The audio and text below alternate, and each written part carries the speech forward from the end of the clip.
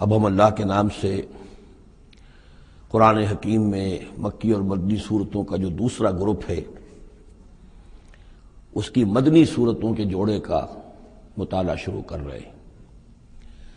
مکیات اس دوسرے گروپ میں دو ہیں، سورۃ الانعام، سورۃ الاعراف، جن کا مطالعہ ہم کر چکے، اور میں نے ابتدا ہی میں عرض کیا تھا کہ یہ گروپ اس اعتبار سے متوازن ہے کہ اس میں دو ہی صورتیں مکی ہیں، دو ہی مدنی ہیں۔ انفال اور توبہ یہ دو مدنیات ہیں۔ ان کا جو ربط اور تعلق ہے اس گروپ کی مکی صورتوں کے ساتھ، پہلے تو اس کو سمجھ لیجئے۔ ہم دیکھ چکے ہیں سورہ انعام اور اعراف میں کہ ان میں اتمام حجت ہوا ہے بنو اسماعیل پر یا مشرکین عرب پر۔ اس اتمام حجت کے بعد اللہ کا جو ہمیشہ سے ضابطہ اور قاعدہ رہا ہے، قانون رہا ہے کہ کسی رسول کے بھیجے جانے کے بعد اور اس کی جانب سے اتمام حجت کے کیے جانے کے بعد بھی اگر کوئی قوم کفر پر اڑی رہے بحیثیت مجموعی تو اس پر عذاب الہی آتا ہے، عذاب استیصال۔ اگرچہ یہ عذاب مختلف شکلوں میں آیا، کہیں کسی قوم کو ان کے اپنے ہی علاقوں میں سیلاب بھیج کر اور غرق کر دیا گیا، جیسے حضرت نوح علیہ السلام۔ کہیں کوئی بہت تیز آندھی بھیجی اور اس کے نتیجے میں جیسے کہ قوم عاد کے اوپر عذاب آیا، کہیں زلزلہ آیا، کہیں آسمان سے پتھراؤ ہوا جیسے کہ عمورہ اور صدوم کی بستیوں پر ہوا، کہیں جیسا کہ آپ کو معلوم ہے کہ آل فرعون کو ان کے محلوں سے اور گھروں سے نکال کر لا کر سمندر میں غرق کر دیا۔ تو قریش پر جو عذاب آیا ہے اللہ تعالیٰ کا، وہ اپنی نوعیت میں منفرد ہے۔ چونکہ حضور خود قرشی تھے، بنی اسماعیل میں سے تھے، اور آپ نے اتمام حجت کر دیا ان پر 13 برس تک، 12 برس تک دعوت دے کر، تو اب گویا کہ وہ عذاب الہی کے مستحق ہو گئے تھے۔ لیکن یہ عذاب الہی جو ہے قریش پر جو آیا ہے وہ بالاقساط آیا ہے۔ اس کی قسط اول ہے کہ جو غزوہ بدر میں ان تک پہنچی، انہیں مکے سے نکالا گیا، جیسے کہ آل فرعون کو ان کے محلات سے نکالا گیا اور لا کر سمندر میں غرق کیا گیا۔ وہ مکہ دارالحرم تھا، وہ تو جگہ تھی حرم، لہذا وہاں سے انہیں نکالا گیا، اور میدان بدر میں پہلی قسط عذاب الہی کی انہیں وصول کرنی پڑی۔ ان کے 70 سردار کھیت رہے، اور معجزانہ طریقے پر کھیت رہے، اس میں کوئی شک نہیں کہ جیسے عذاب الہی پہلے قوموں پر آتے تھے اسی طرح کا معاملہ یہ ہوا ہے کہ تقریباً نہتے 313 میں سے صرف 8 افراد کے پاس تلواریں تھیں، اور ادھر سے 1000 پوری طرح کیل کانٹے سے لیس ہو کر آئے تھے۔ تو اللہ کی خصوصی مدد تھی کہ جس سے یہ عذاب آیا ہے اصل میں قریش کے اوپر، اور تقریباً تمام بڑے بڑے نامور سردار جو ہیں وہی میدان میں کھیت رہے، 70 ان کے قیدی ہو گئے۔ ابھی زخمی کتنے ہوئے ہوں گے انہیں بھی آپ ذہن میں رکھیے۔ تو یہ عذاب کی پہلی قسط تھی جو غزوہ بدر میں آئی ہے، اور پھر عذاب کا آخری مرحلہ آیا ہے سن 9 ہجری میں، جب مشرکین عرب کو آخری الٹیمیٹم دے دیا گیا کہ اب بس چند مہینے کی تمہیں مہلت دی جا رہی ہے، اس کے اندر اندر یا ایمان لے آؤ اور یا تمہیں تہہ تیغ کر دیا جائے گا۔ فَإِذَا انسَلَخَ الْأَشْهُرُ الْحُرُمُ فَاقْتُلُوا الْمُشْرِكِينَ حَيْثُ وَجَدتُّمُوهُمْ۔ اب یہ انتہائی یوں سمجھیے کہ توہین اور تذلیل کے ساتھ چیلنج تھا۔ یہ دوسری بات ہے کہ وہ سب لوگ ایمان لے آئے اور یہ قتل عام کی نوبت نہیں آئی، لیکن یہ کہ یہ آخری قسط تھی۔ وہ آخری قسط جو ہے سورہ توبہ میں بیان ہوئی ہے، اور عذاب کی پہلی قسط جو ہے وہ سورہ انفال میں ہے۔ ان دونوں صورتوں کو جمع کر دیا گیا تاکہ انعام اور اعراف میں بنو اسماعیل پر یا مشرکین عرب پر اتمام حجت، اور انفال اور توبہ میں ان پر جو عذاب الہی نازل ہوا اس کی تفصیل۔ تو یہ تو ہے معنوی ربط اس گروپ کی مکی اور مدنی صورتوں کے مابین۔ باقی جو یہ سورہ انفال ہے اس کے بارے میں نوٹ کر لیجئے کہ غزوہ بدر کے فوراً بعد، متصلاً بعد نازل ہوئی ہے۔ گویا کہ سورہ آل عمران جو ہم پڑھ چکے ہیں اس سے پہلے ہے اس کا نزول، اس کے اکثر و بیشتر حصے سے پہلے نازل ہوئی۔ تو یہ زمانی ترتیب جو ہے اگر یہ ذہن میں نہ رہے تو پھر اس سے کافی خلجان پیدا ہو جاتا ہے۔ اس کا جو پس منظر ہے وہ یہ غزوہ بدر کا معاملہ سمجھنا بہت ضروری ہے۔ دیکھیے یہاں تفصیل کا موقع تو ہے نہیں، میں نے سیرت النبی علیہ صاحب الصلاۃ والسلام سے منہج انقلاب نبوی کے جو مختلف سٹیپس ہیں کہ اس میں کن کن مراحل سے ہو کر آپ نے دین کے غلبے کا جو فرض منصبی آپ کے حوالے کیا گیا تھا اس کی تکمیل فرمائی، تو اس میں یوں سمجھیے کہ ایک مرحلہ تھا جو مکے میں طے ہو گیا، اور اصل میں 4 مرحلے تھے: دعوت، تنظیم، تربیت اور صبر محض۔ وہاں ہاتھ اٹھانے کی اجازت نہیں تھی۔ ہم پڑھ آئے ہیں، سورہ نساء میں آ چکا ہے کہ اس وقت حکم تھا کفو ایدیکم، اپنے ہاتھ بندھے رکھو، تمہارے چاہے ٹکڑے اڑا دیے جائیں، تمہیں زندہ جلا دیا جائے، تم کوئی انتقامی کارروائی تو دور کی رہی، مدافعانہ کارروائی بھی نہیں کرو گے۔ No raising of hands even in self defence. یہ 4 مراحل تھے جو چلتے رہے تا آ کے ایک طرف تو اب حضور کے پاس جانثاروں کی ایک جماعت تیار ہو گئی جو سرد و گرم چشیدہ تھے، ہر طرح کے حالات میں سے گزر چکے تھے، سختیاں جھیل چکے تھے، قربانیاں دے چکے تھے، ان کے اخلاص مع اللہ میں کسی شک و شبے کی گنجائش نہیں تھی، ان کے دل جو ہیں خالص ہو چکے تھے اللہ کے لیے۔ اور دوسری طرف یہ کہ اللہ تعالیٰ نے ایک دارالہجرت کا انتظام کر دیا، کھڑکی کھول دی مدینے کی طرف، ہجرت کا اہتمام ہو گیا تاکہ اہل ایمان کو وہاں سے نکال کر اور مدینے میں لے آیا جائے۔ اب یہاں سے اقدام ہو، اسی لیے ہجرت فرض کر دی گئی کہ اب تمام مسلمان یہاں آ جائیں۔ ظاہر بات ہے کہ ہجرت جو ہے وہ فلائٹ نہیں تھی، وہ کوئی فرار نہیں تھا، بھاگ کر جان بچانا نہیں تھا۔ مغربی مورخین تو اسی نام سے اس کو یاد کرتے ہیں۔ وہ تو اصل میں یہ تھا کہ ایک جگہ اگر اس کام کے لیے موضوع نہیں ہے تو کوئی اور بیس، آلٹرنیٹ بیس اگر مل جائے تو وہاں سے اپنا آفینسو جو ہے، آخری فیصلہ کن اقدام جو ہے وہاں سے لانچ کیا جائے۔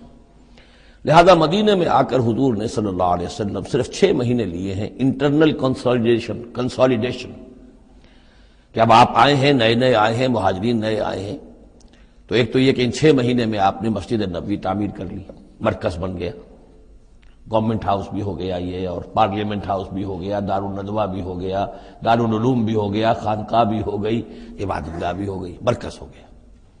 ثانیاً آپ نے انصار اور مہاجرین کے اندر مواخات کرا دی، ایک انصاری ایک مہاجر بھائی بنا دی۔ تیسرے یہ کہ آپ نے بہت بڑا کام یہ کیا کہ جو یہود کے قبیلے وہاں آباد تھے ان کو آپ نے ان کے ساتھ ایک معاہدہ کر لیا، جوائنٹ ڈیفنس آف مدینہ، میثاق مدینہ، مدینے کی ایک مدافعت جو ہوگی وہ مشترک ہوگی، کوئی بھی حملہ آور آئے گا باہر سے تو مل کر مسلمان اور یہودی اس معاملے میں ایک ملت ہوں گے اور دفاع کریں گے مدینے کا۔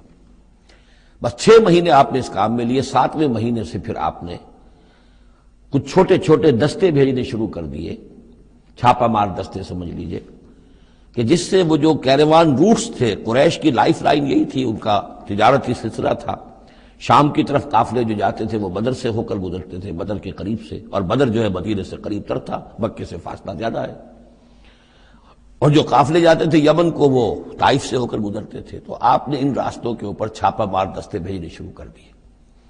جدید اصطلاح میں اس کو یہ کہا جائے گا کہ اکنامک بلاکیڈ آف مکہ۔ 8 ایسی مہمیں غزوہ بدر سے پہلے ثابت ہیں 1.5 سال کے اندر۔ 6 مہینے آپ نے وہ لیے، 1.5 سال اور 2 سال کے بعد غزوہ بدر ہو گیا ہے، تو یہ 1.5 سال میں 8 مہمیں، جن میں سے 4 میں کہ حضور خود بھی بنفس نفیس شریک رہے ہیں، اس لیے وہ غزوات کہلاتے ہیں، اور 4 وہ ہیں کہ جن میں آپ نے صرف کچھ لوگوں کو بھیج دیا ہے کسی امیر کے تحت، وہ سرایا کہلاتے ہیں۔ تو یہ جو صورتحال ہوئی، اور اس میں یہ بھی ہوا کہ حضور جہاں جاتے تھے خود تو وہاں کے قبائل سے آپ معاہدے کر لیتے تھے۔ اب یا تو وہ قبائل جو تھے مقامی، پہلے تو وہ قریش کے حلیف تھے، اب یا تو وہ حضور کے حلیف ہو گئے، مسلمانوں کے حلیف ہو گئے، تو قریش کی طاقت کم ہوئی، مسلمانوں کی بڑھ گئی، یا یہ ہے کہ وہ نیوٹرل ہو گئے کہ ہم نہ قریش کی مدد کریں گے آپ کے خلاف، نہ آپ کی مدد کریں گے قریش کے خلاف، نیوٹرل ہو گئے۔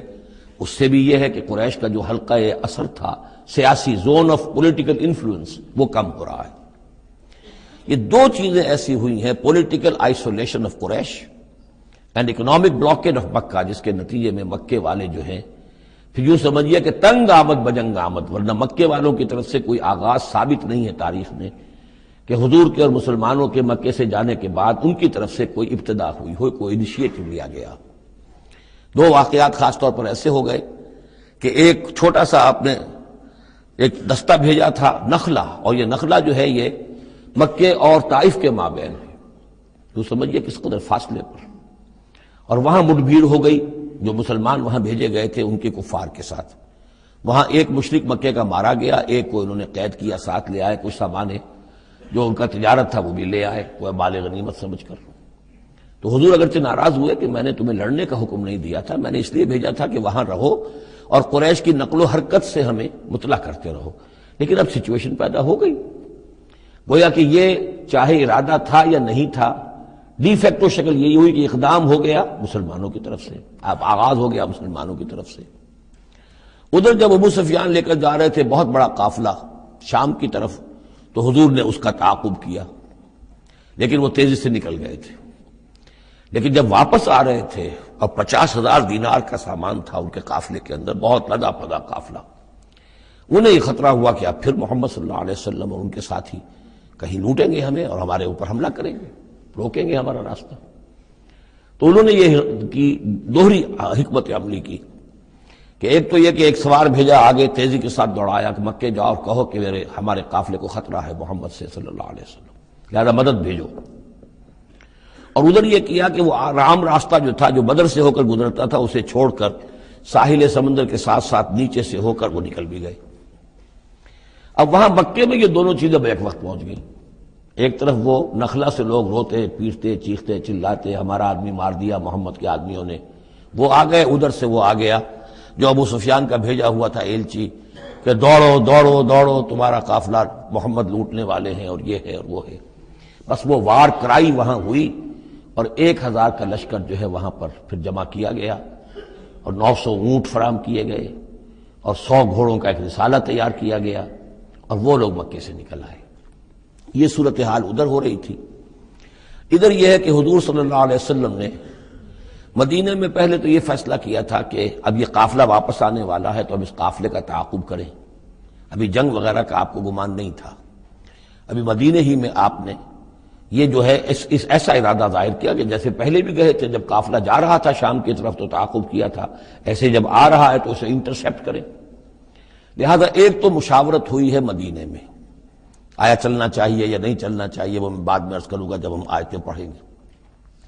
پھر جب کچھ لوگ نکل آئے اور یہ نہیں سمجھا گیا تھا کہ کوئی جنگ ہونی ہے، کوئی بڑا لشکر آ رہا ہے، اس وقت تک اطلاع نہیں تھی، اسی لیے جو جس کے ہاتھ میں آیا، کسی کے پاس نیزہ تھا، کسی کے پاس کچھ اور تھا، تلواریں 8 تھیں، گھوڑے کل 2 تھے، وہ چل پڑے۔ چلو اس لیے کہ مسئلہ تو قافلے کا مسئلہ ہے نا، کوئی جنگ تو ہے نہیں، کوئی لشکر وشکر تو آ نہیں رہا۔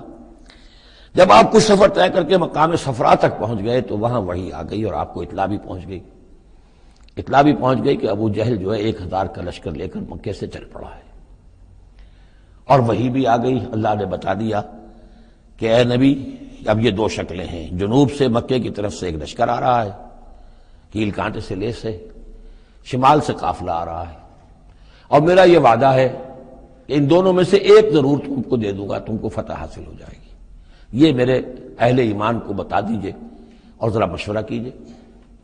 تو دوسری مشاورت جو ہے وہ مدینے سے نکل کر ہوئی ہے مقام صفرا میں۔ یہ اصل میں جو چیزیں اگر سامنے نہ ہوں تو پھر یہ بہت خلجان ہوتا ہے، اور اکثر لوگوں کو، مترجمین کو اور مفسرین کو بہت خلجان رہا ہے ان آیات کے سمجھنے میں۔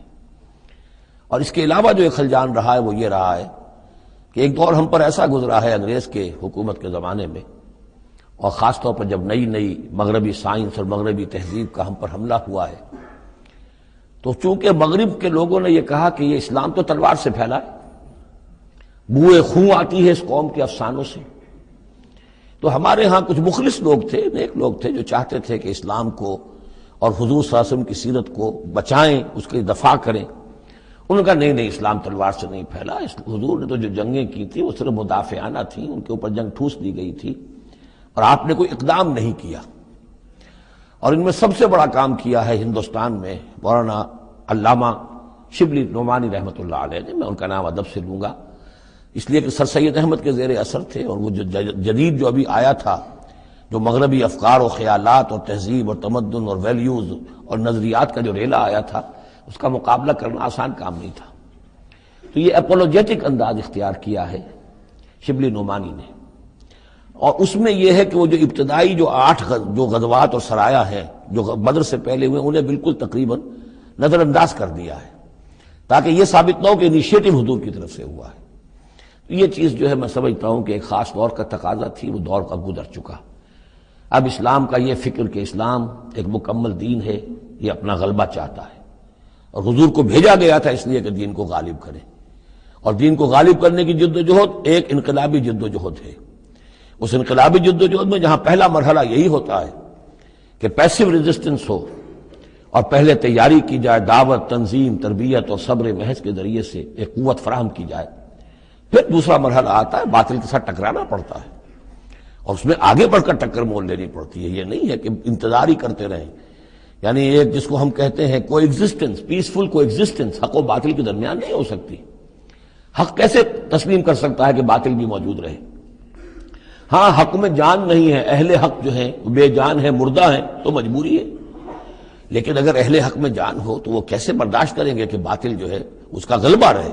ہاں، باطل جو ہے وہ نیچا ہو کر رہے، اگر وہ مغلوبیت کی شکل اختیار کر لے تو ٹھیک ہے، لیکن یہ کہ باطل کا غلبہ ہو اور اہل ایمان میں جان بھی ہو، تو یہ دو چیزیں جو ہیں یہ تو ایک دوسرے سے بالکل متضاد ہیں۔ جیسے حضرت ابوبکر نے فرمایا تھا ایبدل الدین وانا حی، کیا دین میں ترمیم کی جائے گی جبکہ ابھی میں زندہ ہوں؟ میرے جیتے جی دین کے اندر ترمیم یہ ممکن نہیں ہے۔ تو وہی بندہ مومن کی شان ہونی چاہیے۔ تو اصل حقائق الحمدللہ بہت اچھی طریقے سے واضح ہو چکے ہیں۔ بہرحال اتنا پس منظر جو ہے جان لیجئے، اور ایک خاص اسلوب جو ہے اس سورہ مبارکہ کا، اگرچہ یہ تقریباً ایک خطبہ ہے مسلسل 10 رکوع ہے، لیکن اس میں ایک خاص مسئلے کو نکال کر پہلے درمیان شروع میں لے آئے ہیں۔ اس کی بحث آئے گی تقریباً وسط میں جا کر، لیکن اس اسلوب کو یہاں نوٹ کر لیجئے، وہ اس لیے کہ یہی اسلوب ہے جس سے ہمیں سمجھنے میں مدد ملے گی سورہ توبہ کے جو ترتیب مضامین ہے، وہاں بھی بہت اشکال ہے، اور بہت سے مترجمین کو جدید دور کے جو زیادہ محنت نہیں کر سکے ہیں، بس ترجمہ مکمل کرنا انہوں نے اپنے پیش نظر رکھ لیا، تفسیر مکمل کرنی ہی ہے، لہذا وہ تیزی کے ساتھ وہ دقت نظر کا ثبوت نہ دے سکے تو اس میں بڑے خلجان پیدا کر دیے۔ وہ اسلوب کیا ہے کہ اس پوری بحث میں سب سے ایک نمایاں مسئلہ یہ ہو گیا تھا غزوہ بدر کے بعد کہ مال غنیمت پر مسلمانوں میں جھگڑا ہو گیا۔ پہلی جنگ تھی، غنیمت کی تقسیم کیسے ہوگی، اس کا قانون کیا ہے، اس کا ضابطہ کیا ہے، وہ معلوم نہیں تھا۔ اور یہ کہ عام طور پر جو عرب میں پہلے رواج تھا وہ تو یہ تھا کہ جس کے ہاتھ جو لگ گیا بس وہ اس کا ہے، وہ تو لوٹ مار جانتے تھے، کوئی باقاعدہ جنگ جو ہے وہ تو ان کے ہاں اس طریقے سے منظم کوئی تنظیم تو تھی نہیں، تو جو جس کے ہاتھ لگ گیا۔ اب لوگوں نے یہ سمجھا غزوہ بدر میں جس نے جو کچھ مال غنیمت جمع کیا وہ اس کا ہے۔ اب کچھ لوگوں نے کہا صاحب کہ ہم یہاں حضور کے حفاظت کے لیے مامور تھے، یہاں پہرے پر تھے، ہم تو مال جمع نہیں کر سکے، تو کیا مطلب ہے ہمارا کوئی حصہ نہیں ہوگا؟ یا یہ ہے کہ کچھ بزرگوں نے کہا جو وہ اتنی بھاگ دوڑ تو نہیں کر سکتے جتنے نوجوان کر سکتے تھے، بھاگ کر دوڑ کر ادھر سے ادھر جمع کر لینا، لیکن یہ کہ ان کی حیثیت ہوتی ہے، وجاہت ہوتی ہے، تو ایک جھگڑا پیدا ہو گیا کہ یہ کس طریقے سے تقسیم ہو، کس کا کتنا حق ہے۔ تو اس جھگڑے کا ذکر کر کے سورت شروع کی ہے، لیکن اس کے اوپر کوئی بات یہاں نہیں کی، بلکہ کیٹیگوریکل بات کی ہے کہ جڑ کاٹ دی اس کی، لیکن اس پر جو اصل حکم ہے وہ بعد میں آئے گا وسط سورت میں۔ مال غنیمت کے لیے یہاں لفظ آیا انفال، یسألونک عن الانفال، اے نبی یہ آپ سے انفال کے بارے میں پوچھ رہا ہے۔ انفال جمع نفل کی، نفل کہتے ہیں کسی اضافی شے کو، جیسے نماز فرض ہے، یہ سنت مؤکدہ ہے، یہ فلاں ہے، یہ نفل ہے، اضافی ہے، آپ کی مرضی پر ہے، پڑھیں نہ پڑھیں۔ تو جو کہ جنگ میں اصل شے جو مطلوب ہوتی ہے وہ فتح ہوتی ہے، مال غنیمت تو ایک اضافی شے، بونس ہے جو مل گیا، ورنہ اصل شے جو ہے وہ مال غنیمت جو ہے پیش نظر جنگ میں نہیں ہوتی۔ لوٹ مار میں اصل شے جو ہے وہ لوٹ مار کا مال ہوتا ہے، لیکن جب جنگ ہوتی ہے تو جنگ میں تو اصل چیز جو مقصود ہے وہ فتح ہے۔ تو اس حوالے سے مال غنیمت کو انفال کے لفظ سے تعبیر کیا گیا، یسألونک عن الانفال، اے نبی یہ آپ سے پوچھ رہے ہیں مال غنیمت کے بارے میں، قل الانفال للہ والرسول۔ پہلے تو جڑ کاٹ دی مسئلے، کہہ دیں کہ یہ انفال کل کے کل اللہ اور اس کے رسول کے ہیں، تم میں سے کسی کا کوئی حق ہے ہی نہیں، لاؤ سب جمع کر دو۔ یہ فتح جو ہے تمہارے ہاتھوں نہیں آئی ہے، یہ اللہ کی خصوصی مدد سے آئی ہے، لہذا کسی کا کوئی حق نہیں۔ زیرو لیول پر لا کر پھر ان کو سنبھالنا آسان تھا کہ جب معلوم ہو کہ سب کچھ ہاتھ سے دے کر، تو پھر تو ظاہر بات ہے کہ آدمی جو ہے جب ساری جاتی دیکھیے تو آدھی دیجیے بانٹ والی بات ہے، پھر وہ کم کے اوپر بھی راضی ہو گئے۔ لیکن پہلا مسئلہ یہی تھا قل الانفال للہ والرسول واتقوا اللہ، اللہ کا تقوی اختیار کرو، واصلحوا ذات بینکم، اور اپنے آپس کے معاملات کو درست کرو، واطیعوا اللہ ورسولہ، اور اللہ اس کے رسول کی اطاعت کرو، ان کنتم مؤمنین، اگر تم مومن ہو۔ گویا کہ جڑ ہی کاٹ دی، کسی کا کوئی حق اس میں ہے ہی نہیں، یہ سب اللہ اس کے رسول کے لیے یعنی اسلامی ریاست کے لیے۔ اب یہاں جو آگے آیات آ رہی ہیں بڑی اہم ہے۔ بندہ مومن کی شخصیت کا جو حیولہ ہے اور بندہ مومن کی جو تعریف ہے، جامع ترین اور مختصر ترین الفاظ میں یہ آئی ہے سورہ حجرات میں۔ اس کے دو حصے ہیں، ایک تو ہے بندہ مسلم، مسلمان کے لیے تو 5 چیزیں ہیں، کلمہ شہادت، نماز، روزہ، حج، زکوٰۃ، لیکن حقیقی مومن کے لیے اس میں 2 اضافی چیزیں شامل کرنی پڑیں گی۔ وہ کیا ہیں؟ دلی یقین اور عملی جہاد۔ بندہ مومن کی شخصیت کے اندر یہ 2 رخ اور ہونے چاہیے۔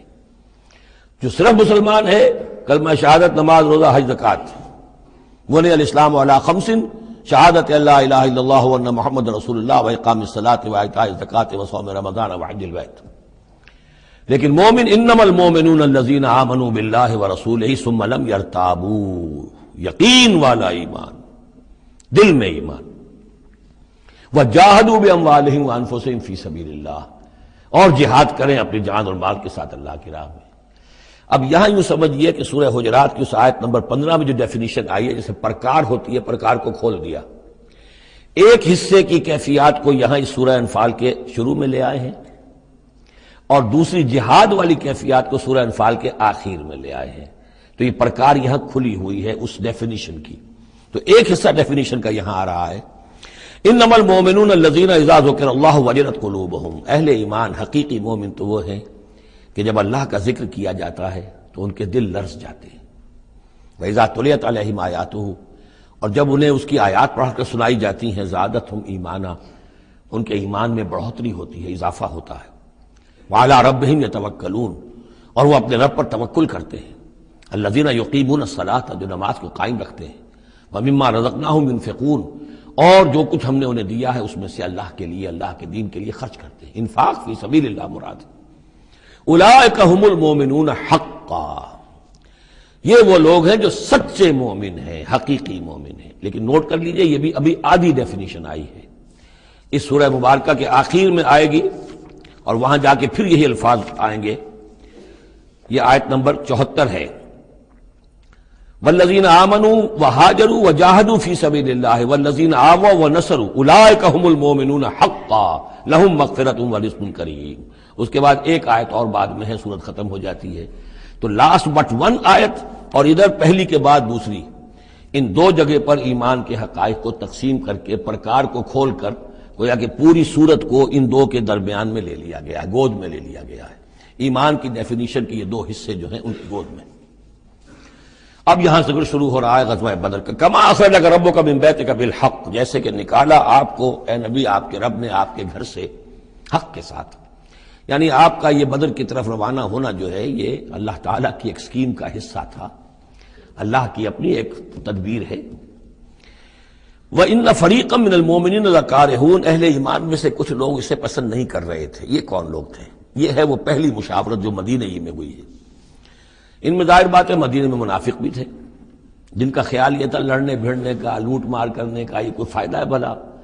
اچھی تبلیغ کرنی چاہیے، اچھی بات کہنی چاہیے، نیک بات کہنی چاہیے، یہ کیا طریقہ ہے؟ منافقین کا ایلیمنٹ موجود تھا جو اس کو پسند ہی نہیں کرتے تھے، اس لیے کہ جنگ کا سلسلہ چل نکلا تو ہمیں بھی جانا پڑے گا، ہماری جان اور مال کے اوپر بھی آنچ آئے گی، تو نپ دی ایول ان دی بڈ، اس سے تو بہتر ہے کہ اس کو یہیں پر ختم کرو۔ اس اعتبار سے ویسے بھی کچھ انسانی فطرت ایسی ہوتی ہے، کچھ نیک سرشت لوگ بھی ہوتے ہیں کہ آخر اس سے کیا فائدہ نکلے گا؟ ابھی کوئی خاص جو ہے قریش کی طرف سے تو اقدام ہوا نہیں تھا، ہم آگے بڑھ کر جو ہے یہ جو بات اقدام کر رہے ہیں تو آخر اس کا فائدہ کیا ہے؟ تو یہ اس قسم کی باتیں اس وقت کہی گئیں۔ ان فریقا من المؤمنین لکارہون، اب یہ مومنین ان میں سے اہل نفاق بھی ہو سکتے ہیں اور سادہ لوگ اور نیک دل جو مسلمان ہیں وہ بھی ہو سکتے ہیں۔ یجادلونک فی الحق بعد ما تبین کانما یساقون الی الموت وهم ینظرون، اور وہ جھگڑ رہے تھے آپ سے حق کے معاملے میں جبکہ بات ان پر بالکل واضح ہو چکی تھی۔ یہ دوسری آیت میرے نزدیک جو دوسری مشاورت ہوئی ہے مقام صفرا پر، اس سے متعلق ہے۔ وہ یہ کہ وہاں سے جب مکے سے آپ چلے تو اس وقت تک کسی لشکر وغیرہ کی کوئی اطلاع نہ آپ کو تھی اور نہ اس کا کوئی گمان تھا ابھی۔ وہ تو ایسے ہی تھا جیسے پہلے 8 مرتبہ جو ہے وہ جو ایکسکرشنز جو ہوئی تھیں، جس طریقے کی مہمات بھیجی گئی تھیں، یہ اسی طرح کی ایک مہم ہے۔ لیکن یہ ہے کہ آگے چل کر جب آپ کچھ دور چل نکل کے آ گئے تھے، یہاں آ کر جو ہے آپ کو وحی بھی آ گئی اور اطلاعات بھی مل گئی کہ صورتحال وہ ہو چکی ہے۔ ایک طرف نخلا سے روتے پیٹتے لوگ پہنچ گئے وہاں، دوسری طرف یہ کہ ادھر سے ابو سفیان کا جو ہے ایلچی پہنچ گیا چیختا چلاتا ہوا، اور 1000 کا لشکر لے کر ابو جہل نکل پڑا ہے بدر کی طرف۔ اب وہ بدر کی طرف آ رہا ہے، ادھر سے قافلہ بدر کی طرف آ رہا ہے شمال سے۔ اس وقت اللہ تعالیٰ نے فرمایا، اور یہ مشاورت جیسا کہ میں نے کہا تھا جیسے کہ حضرت طالوت نے کی تھی، ایک آزمائش اپنی فوج کی کہ جو اس دریا میں سے پانی پیے گا، سیر ہو کر پیے گا، اس کا مجھ سے کوئی تعلق نہیں۔ اسی طرح کا آپ نے مشاورت کا معاملہ اللہ تعالیٰ کے حکم سے مسلمانوں کے سامنے رکھ دیا۔ بعدما تبین کانما یساقون الی الموت، وہ لوگ ایسے محسوس کر رہے تھے جیسے انہیں دھکیلا جا رہا ہو موت کی طرف، وہم ینظرون، اور وہ دیکھ رہے ہوں۔ ظاہر بات ہے یہ کیفیت تو کٹر جو منافق تھے وہاں پر انہیں کی ہو سکتی تھی۔ وَإِذْ يَعِدُكُمُ اللَّهُ إِحْدَى الطَّائِفَتَيْنِ أَنَّهَا لَكُمْ، اور جب کہ اللہ تعالیٰ وعدہ کر رہا تھا تم سے کہ ان دونوں گروہوں میں سے ایک تمہیں مل جائے گا، ایک پر تمہاری فتح گارنٹیڈ ہے۔ وَتَوَدُّونَ أَنَّ غَيْرَ ذَاتِ الشَّوْكَةِ تَكُونُ لَكُمْ، اور اے مسلمانوں تم یہ چاہتے تھے کہ ادھر جاؤ جدھر کے کانٹا لگنے کا کوئی اندیشہ نہ ہو، اس لیے کہ بمشکل 50 یا 100 آدمی تھے اس قافلے کے ساتھ، اور اونٹ تھے بے شمار، اور جو میں نے آپ کو بتایا بہت بڑی مقدار کے اندر جو ہے 50,000 دینار کا جو مال تھا ان کے پاس، تو ان کو تو آسانی سے قابو کیا جا سکتا تھا، اس میں اندیشہ کم تھا۔ پھر دلیلیں بھی عقلی آ گئی ہوں گی کہ حضور ہمارے پاس تو کچھ ہتھیار بھی نہیں ہے، کچھ نہیں ہے، ہم تیاری کر کے مدینے سے نکلے ہی نہیں ہیں، تو اچھا ہے پہلے یہ کہ ہم جا کر ان پر قبضہ کر لیں تو ان کے ہتھیار بھی ہمیں مل جائیں گے، تو پھر لشکر سے لڑنے کے لیے ہم بہتر پوزیشن میں ہوں گے۔ تو عقل و منطق بھی یہ گویا کہ ان کے ساتھ تھی۔ وَيُرِيدُ اللَّهُ أَن يُحِقَّ الْحَقَّ بِكَلِمَاتِهِ، اور اللہ یہ چاہتا تھا کہ اپنے بات کو اپنے فیصلے کے ذریعے سے حق کا حق ہونا ثابت کر دے۔ وَيَقْطَعَ دَابِرَ الْكَافِرِينَ، اور کافروں کی جڑ کاٹ دے۔ یہ قطع دابر القوم الذین ظلموا، کافر قوم کی جڑ کاٹ دی گئی، جو ہم پڑھ کر آئے سورہ اعراف میں۔ اللہ کا ارادہ یہ تھا اگر عام جو دنیاوی قواعد و ضوابط ہیں، فزیکل لاز ہیں، اس کے تحت یہ ہوتا تو اتنی بڑی بات ہی نہ ہوتی۔ اسے یوم الفرقان بنانا تھا کہ نمایاں ہو جائے کہ اللہ کس کے ساتھ ہے، حق کدھر ہے۔ اور یہ اسی وقت ہو سکتا تھا جب کہ یہ کنٹراسٹ برقرار رہتا کہ بے سر و سامان 313 گئے ہیں اور کیل کانٹے سے لے 1000 کے ساتھ ان کا مقابلہ ہوا ہے، اور پھر انہیں اللہ نے فتح دی ہے۔ لہذا اللہ کی مرضی کچھ اور تھی۔ یرید اللہ ان یحق الحق بکلماتہ ویقطع دابر الکافرین، اللہ چاہتا تھا کہ اپنی باتوں کے ذریعے سے حق کا حق ہونا ثابت کر دے اور کافروں کی جڑ کاٹ دے۔ یہ یحق الحق، تاکہ سچا ثابت کر دے حق کو، سچ کو، ویبطل الباطل، اور باطل ثابت کر دے باطل کو، باطل ہونا اس کا ثابت ہو جائے۔ ولو کرہ المجرمون، خواہ یہ مجرموں کو کتنا ہی ناگوار ہو۔ استستغیثون ربکم، یاد کرو جب کہ تم اپنے رب سے استغاثہ کر رہے تھے، دعائی دے رہے تھے کہ اللہ اب ہماری مدد فرما۔ فاستجاب لکم، تو اللہ نے تمہاری دعا کو قبول کیا تھا۔ انی ممدکم بألف من الملائکۃ مردفین، کہ میں تمہاری مدد کروں گا 1000 ملائکہ سے جو لگاتار آئیں گے، پے بپے آئیں گے۔ 1000 کا لشکر آیا ہے نا، تو 1000 فرشتے ہم تمہاری مدد کے لیے بھیج دیں گے۔ وما جعلہ اللہ الا بشرا، اور اللہ نے اس کو نہیں بنایا مگر تمہارے لیے بشارت، وَلِتَطْمَئِنَّ بِهِ قُلُوبُكُمْ، اور تاکہ تمہارے دل مطمئن ہو جائیں۔ وَمَن نَّصْرُ إِلَّا مِنْ عِندِ اللَّهِ، اور مدد تو اللہ کی طرف سے ہوتی ہے، فرشتوں کو بھیجے بغیر بھی وہ مدد کر سکتا ہے، کن فیکون کی شان کے ساتھ وہ جو چاہے کر دے۔ لیکن یہ کہ تمہارا جو اپنا ایک سوچنے کا انداز ہے، بر بنائے طب بشری، تمہاری تسکین کے لیے ہم نے یہ شکل کر دی کہ 1000 دشمن آ رہا ہے تو 1000 فرشتہ تمہاری مدد کے لیے ہم بھیج دیں گے۔ ان اللہ عزیز الحکیم، یقیناً اللہ تعالیٰ سب زبردست ہے اور حکمت والا۔ اذ یغشیکم النعاس امنۃ منہ، جبکہ تم کو ڈھانپ لیا تھا ایک اونگ نے جو امن کی اور تسکین کا ذریعہ بن گیا اللہ کی طرف سے۔ یہ دو معجزے ہوئے ہیں خاص اس وقت، معجزے اس معنی میں کہ عام حالات میں یہ چیزیں نہیں ہوتی، لیکن اس میں کوئی خرق عادت نہیں ہے۔ معجزہ اس معنی میں نہیں ہے کہ اس کو چیلنج کر کے حضور نے دکھایا ہو، اس معنی میں نہیں، بس یہ کہ غیر معمولی اللہ کی نصرت کی شکلیں ہیں۔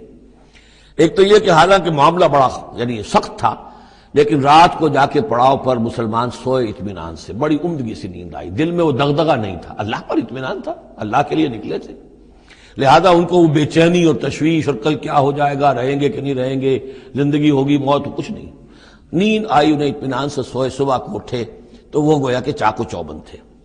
نمبر دو یہ ینزل علیکم من السماء ماء، اور جب کہ اتارا اس نے تم پر آسمان سے پانی، بارش ہو گئی، اس سے یہ ہوا لیطہرکم، تاکہ تمہیں پاک کرے، جنہیں غسل کی حاجت تھی غسل کر لیا، وَیُذْهِبَ عَنْکُمُ الرِّجْسَ الشیطان، اور دور کر دے تم سے شیطان کی نجاست کو، وَلِیَرْبِطَ عَلَىٰ قُلُوبِکُمْ، اور یہ کہ تاکہ تمہارے دلوں کے اندر بھی، اور بارش کے بعد جو فضا ہوتی ہے اس سے طبیعت کے اندر بھی ایک اطمینان اور سکون پیدا ہوتا ہے، ورنہ واقعہ یہ ہے کہ جہاں پر آ کر قریش پہلے ڈیرہ ڈال چکے تھے، پانی پر ان کا قبضہ تھا، اب یہاں پانی نہیں تھا، بارش ہوئی تو وہ نشیبی جگہ میں انہوں نے ایک اپنا حوض بھی جمع کر لیا، پانی بھی جو ہے وہ ان کے پاس فراہم ہو گیا۔ وَيُثَبِّتَ بِهِ الْأَقْدَامَ، اور پانی جب برسا تو مٹی دب گئی، مٹی کے جمنے کی وجہ سے پاؤں بھی دب گئے، وہ جگہ جو تھی وہاں پر جو ہے اہل ایمان جو مجاہدین تھے ان کے پاؤں قدم جمنے کی صورت پیدا ہو گئی۔ اِذْ یُوحِی رَبُّکَ إِلَى الْمَلَائِکَةِ، اور جب یاد کرو، گمان کرو، تصور کرو، جب کہ آپ کا رب وحی کر رہا تھا فرشتوں کو، انی معکم، وہ جو 1000 فرشتہ اللہ نے بھیجا، انی معکم، میں تمہارے ساتھ ہوں، فثبتوا الذین آمنوا، تو جاؤ اور اہل ایمان کے قدموں کو جما دو، اہل ایمان کے دلوں کو جما دو۔ سألقی فی قلوب الذین کفروا الرعب، عن قریب میں ان کافروں کے دلوں میں رعب ڈال دوں گا، ان پر دہشت طاری ہو جائے گی۔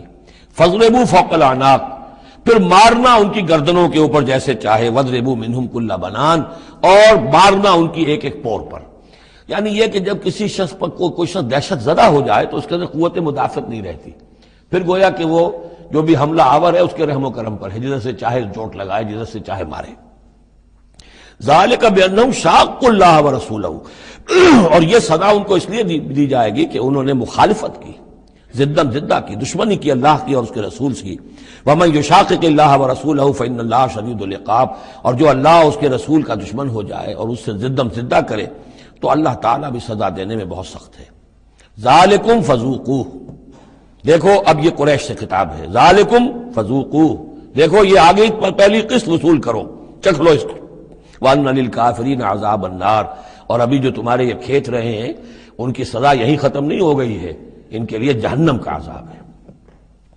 یا ایھا الذین آمنوا اذا لقیتم الذین کفروا زحفا، اہل ایمان جب تمہارا مقابلہ ہو جائے کافروں سے میدان جنگ میں، یہ زحف کہتے ہیں جبکہ باقاعدہ دو لشکر ایک دوسرے کے سامنے مد مقابل بن کر آئیں، ایک چھاپا مار جنگ ہوتی ہے، جیسے کہ 8 جو پہلی اس سے مہمیں تھیں وہ جنگ کی شکل نہیں تھی بلکہ وہ مہمیں تھی چھاپا مار، لیکن اب یہ پہلی مرتبہ جنگ ہوئی ہے، لہذا اس کے حوالے سے بات ہو رہی ہے۔ یا ایھا الذین آمنوا اذا لقیتم الذین کفروا زحفا فلا تولوہم الادبار، تو تم ان کو پیٹھ مت دکھاؤ، پیٹھ مت موڑو، مطلب یہ کہ کھڑے رہو، ڈٹے رہو، مقابلہ کرو، جان چلی جائے لیکن یہ کہ پیچھے قدم نہ ہٹے۔ وَمَن يُوَلِّهِمْ يَوْمَئِذٍ دُبُرَهُ، اور جو کوئی بھی اس روز اپنی پیٹھ دکھا دے گا یعنی میدان جنگ سے بھاگے گا، 2 استثناءات کے ساتھ، الا متحرفا لقتال، سوائے اس کے کہ یا تو وہ کوئی داؤ لگا رہا ہو جنگ کے لیے، جیسے 2 آدمی بھی جنگ کرتے ہیں اور تلوار اور اس کے ساتھ، تو کوئی ذرا ادھر ہٹتا ہے، پیچھے کو ہٹتا ہے، وہ بھاگنا نہیں ہوتا بلکہ وہ تو در حقیقت ایک ٹیکٹیکل موو ہے، وہ تو ایک اپنے داؤ کے لیے ذرا پیچھے ہٹنا، اب اس وقت میسرہ کو پیچھے کر لیا جائے اور جو میمنہ ہے اسے آگے بڑھایا جائے، یہ بات اور ہے۔ اور متحیزا الی فئۃ، یا یہ کہ کوئی اور جمعیت ہے جس کی طرف جا کر ملنا ہے اور اس کے لیے ریٹریٹ ہو رہی ہے، تو آرڈرلی ریٹریٹ یہ ایک علیحدہ شے ہو جائے گی، اور ٹیکٹیکل موو یہ علیحدہ شے ہو جائے گی۔ تو آرڈرلی ریٹریٹ اور ٹیکٹیکل موو، ان 2 کے سوا اگر کوئی بھگدڑ کے اندر کوئی جان بچا کر بھاگا، فقط باب غضب من اللہ، تو اس نے تو اللہ کا غضب جو ہے وہ کما لیا۔ ومأواہ جہنم، اس کا ٹھکانہ جہنم ہوگا، وبئس المصیر، اور وہ بہت ہی برا ٹھکانہ ہے۔ اب یہاں وہ بات آ گئی، فلم تقتلوہم، اے مسلمانوں تم نے انہیں قتل نہیں کیا، ولکن اللہ قتلہم، اللہ نے انہیں قتل کیا۔ ویسے تو یہ کہ فاعل حقیقی اللہ ہے، ہم جو کام بھی کرتے ہیں اور جس شے کے اندر بھی کوئی تاثیر ہے وہ اللہ ہی کی وجہ سے، لا فاعل فی الحقیقت ولا مؤثر الا اللہ، عام حالات میں بھی یہ، لیکن یہ خاص حالات تھے جن میں اللہ تعالیٰ کی خصوصی مدد آئی ہے۔ فلم تقتلوہم ولکن اللہ قتلہم وما رمیت اذ رمیت ولکن اللہ رما۔ اور اے نبی، آپ نے بھی جو کنکریوں کی مٹھی بھر کر پھینکی تھی، آپ نے کنکریاں لی اپنی مٹھی میں اور پھینکا کفار کے لشکر کی طرف، شاہت الوجوہ، چہرے جو ہیں بگڑ جائیں۔ تو یہ پتہ نہیں کہاں تک اللہ نے ان کنکریوں کو پہنچایا ہے۔ تو فرمایا اور آپ نے جب وہ کنکریوں کی مٹھی پھینکی تھی، ما رمیت اذ رمیت، آپ نے نہیں پھینکی تھی ولکن اللہ رما، یہ تو اللہ تعالیٰ نے پھینکی تھی۔ ہاتھ ہے اللہ کا، بندہ مومن کا ہاتھ۔ وَلِيُبْلِيَ الْمُؤْمِنِينَ مِنْهُ بَلَاءً حَسَنًا، تاکہ اللہ تعالیٰ اہل ایمان کے جوہر نکھارے، ان کے اندر کی چھپی ہوئی جو صلاحیتیں ہیں، مخفی ہیں، انہیں اجاگر کرے۔ یہ ذرا نوٹ کر لیجئے، بلا یبلو کے معنی ہوتا ہے آزمانا، تکلیف میں ڈال کر کسی آزمائش میں۔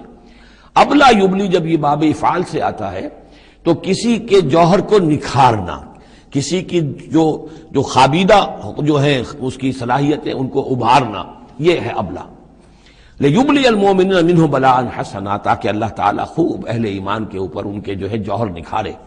ان اللہ سمیع علیم، یقیناً اللہ سب کچھ سننے والا اور جاننے والا ہے۔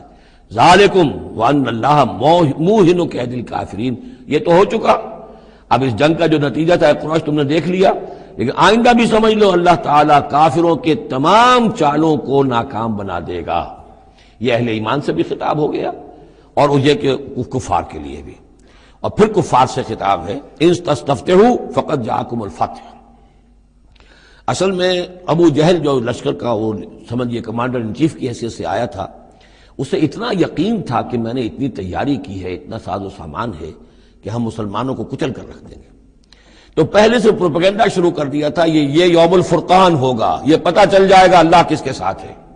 اللہ کو تو وہ بھی مانتے تھے، اللہ کے ساتھ دیویوں دیوتاؤں کو مانتے تھے نا، اللہ کے منکر تو نہیں تھے، لیکن یہ کہ ادھر اللہ ہی اللہ تھا، ادھر اللہ کے ساتھ اور منات اور دیوتا اور وہ بھی تھے، تو یہ کہ اللہ کس کے ساتھ ہے یہ ثابت ہو جائے گا۔ یعنی وہ اتنا یقین تھا اسے، جیسے 65 کی جنگ میں لاہور، فال آف لاہور دکھا دیا گیا B B C television کے اوپر، یہ ہو چکا، لاہور جو ہے اس پر تو بھارتی فوج کا قبضہ ہو چکا، اتنا یقینی تھا۔ اسی طرح اس نے یوم الفرقان کہا، تو اسی کو اللہ تعالیٰ نے یوم الفرقان بنا دیا تاکہ منکشف ہو جائے، یہ بات مبرہن ہو جائے کہ اللہ کس کے ساتھ ہے۔ اس اعتبار سے اس کی دعا بھی بڑی عجیب ہے، جو اس نے آ کر بدر سے ایک رات قبل جبکہ حضور بھی دعا مانگ رہے تھے اور طویل ترین سجدہ کیا تھا، اس نے بھی دعا کی تھی، اور وہ دعا جو ہے وہ موحدانہ دعا ہے، اس میں کسی لات عزا حبل منات کا کوئی تذکرہ نہیں۔ اللہم، اے اللہ، اقطعنا للرحم وعین الغدات، جس نے ہمارے رحمی رشتے کاٹ دیے ہیں، کل تو اسے ذلیل و خوار کر دے۔ یعنی اس کا جو سب سے بڑا چارج تھا، الزام تھا حضور پر، وہ یہ تھا کہ اس شخص نے آ کر ہمارے خاندانوں میں تفریق پیدا کر دی، بھائی کو بھائی سے جدا کر دیا، ایک بھائی مسلمان ہو گیا وہ علیحدہ ہو گیا، باقی بھائی کافر ہیں، ایک دوسرے کے دشمن ہو گئے، ماں باپ سے اولاد کو جدا کر دیا، شوہر کو بیوی سے کاٹ دیا، بیوی کو شوہر سے کاٹ دیا۔ ہماری طاقت تھی، ہمارا قبیلہ تھا، ہم قریش تھے، ظاہر بات ہے کہ قبائلی زندگی میں اتحاد، یکجوئی، یہی تو چیزیں ہوتی ہیں ساری کی ساری، کہ جس کی وجہ سے ان کی ساکھ ہوتی ہے، تو اس نے تو آ کر ہمارا ستیہ ناش کر دیا۔ اقطعنا للرحم، جس نے رحمی رشتے کاٹ دیے ہیں ہمارے، فاہنہ الغدات، تو اے اللہ کل اسے ذلیل و خوار کر دیجو۔ یہ دعا تھی ابو جہل کی۔ بہرحال اللہ تعالیٰ اب ان سے خطاب کر کے کہہ رہے ہیں کہ اے مشرکین مکہ، ان تستفتحوا، اگر تو تم چاہتے تھے کہ فیصلہ ہو جائے، فقد جاءکم الفتح، تو فتح فیصلہ ہو چکی، فیصلہ اللہ کا آ چکا، معلوم ہو گیا کہ حق کدھر ہے، باطل کدھر ہے۔ وَإِن تَنْتَهُوا فَهُوَ خَيْرٌ لَكُمْ، اب بھی اگر تم باز آ جاؤ تو یہ تمہارے لیے بہتر ہے۔ وَإِن تَعُودُوا نَعُودْ، اگر دوبارہ اعادہ کرو گے ہم بھی یہی کچھ دوبارہ کریں گے۔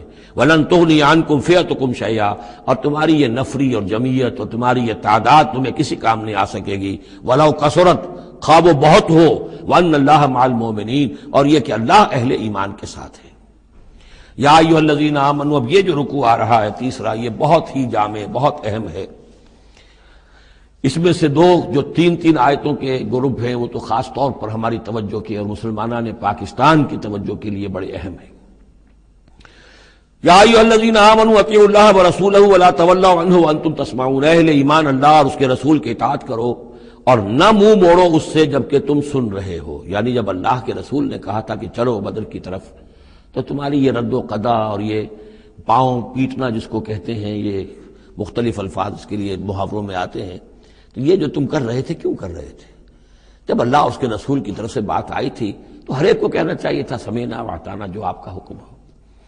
اطیعوا اللہ واطیعوا الرسول ولا تولوا عنہ وانتم تسمعون، ظاہر بات ہے تمام مسلمانوں سے بات نہیں ہے، یہاں بھی ذہن میں رکھیے وہی جنہوں نے کمزوری دکھائی تھی ان کی طرف اشارہ ہے۔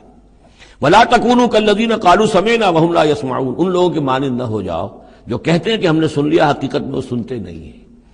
یعنی دل اڑا ہوا ہے، طبیعت جو ہے وہ یکسو ہے ہی نہیں، تو کیا سننا ہے؟ سنا انسنا ہو گیا۔ ان شر الدواب عند اللہ الصم البکم الذین لا یعقلون، یقیناً تمام چوپایوں میں بدترین اللہ کے نزدیک یہی لوگ ہیں جو بہرے ہیں، گونگے ہیں اور عقل سے کام نہیں لیتے۔ اب یہ منافقین ہی کی طرف اشارہ ہو رہا ہے۔ وَلَوْ عَلِمَ اللَّهُ فِيهِمْ خَيْرًا، اگر اللہ تعالیٰ کے علم میں ہوتا کہ ان میں کوئی خیر ہے، لَأَسْمَعَهُمْ، اللہ انہیں سنا دیتا۔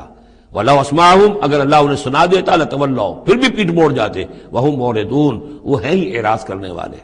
یہ گویا کہ چند آیات ہیں کہ جس میں خاص طور پر جو لوگ بھی اس وقت ریلیکٹنٹ تھے، جو بھی کسی طریقے سے اس میں جھجک رہے تھے، ان کے لیے تنبیہ۔ اب 3 آیات آ رہی ہیں۔ یا ایھا الذین آمنوا استجیبوا للہ وللرسول اذا دعاکم لما یحییکم، اے اہل ایمان لبیک کہا کرو اللہ کی پکار پر، اور خاص طور پر رسول کی پکار پر جبکہ وہ تمہیں پکارے اس شے کے لیے جس سے تمہیں زندگی ملے گی۔ تم جنگ میں جانے کو سمجھ رہے ہو کہ موت کا دروازہ ہے، یہ تو اصل زندگی کا دروازہ ہے۔ ولا تقولوا لمن يقتل في سبيل الله اموات بل احياء ولكن لا تشعرون، تو یہ تو در حقیقت اللہ اور اس کے رسول جس چیز کی طرف تمہیں بلا رہے ہیں، حقیقی زندگی یہ ہے، روحانی زندگی یہ ہے، معنوی زندگی یہ ہے۔ یہ حیوانوں کی طرح جینا جو ہے یہ کوئی زندگی نہیں ہے، یہ تو در حقیقت اولئک کالانعام بل هم اضل، جو سورہ اعراف میں ہم پڑھ چکے ہیں، یہ حیوانوں کا سا زندگی گزارنا ہے۔ استجیبوا للہ وللرسول اذا دعاکم لما یحییکم وَاعْلَمُوا أَنَّ اللَّهَ يَحُولُ بَيْنَ الْمَرْءِ وَقَلْبِهِ، اور جان لو اللہ تعالیٰ بندے اور اس کے دل کے درمیان حائل بھی ہو جایا کرتا ہے۔ یعنی اگر اللہ کے رسول کی پکار سنی اور انسنی کر دی، پھر سنی انسنی کر دی، پھر اللہ تعالیٰ پردہ بن جائے گا، اب سننے نہیں دے گا، معذور ہو جاؤ گے سننے سے۔ یہی وہ بات ہے جس کو کہیں کہتے ہیں ختم اللہ علی قلوبہم وعلی سمعہم، ان کے دلوں پر اللہ نے مہر کر دی ہے، ان کی سماعت پر، اور ہم پڑھ چکے ہیں سورہ انعام میں وَنُقَلِّبُ أَفْئِدَتَهُمْ وَأَبْصَارَهُمْ كَمَا لَمْ يُؤْمِنُوا بِهِ أَوَّلَ مَرَّةٍ، پہلی مرتبہ اگر نہیں کرو گے قبول تو پھر یہ ہے کہ تمہارے دل الٹ دیے جائیں گے، تمہاری نگاہیں الٹ دی جائیں گی۔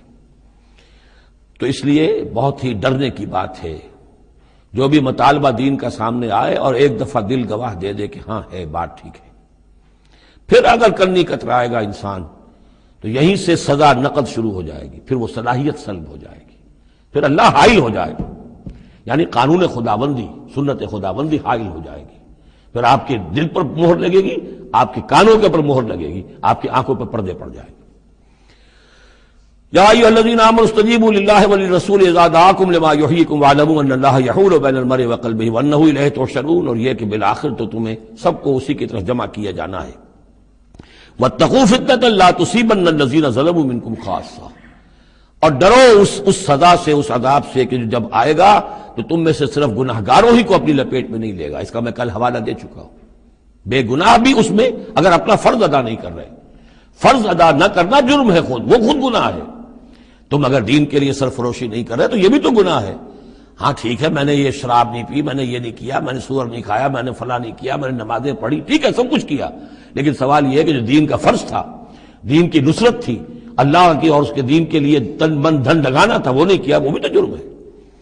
تو وَاعْلَمُوا، اور جان لو ان اللہ یحول بین المرء وقلبہ وانہ الیہ تحشرون واتقوا فتنة لا تصیبن الذین ظلموا منکم خاصۃ واعلموا ان اللہ شدید العقاب، اور جان لو کہ اللہ سزا دینے میں بہت سخت ہے۔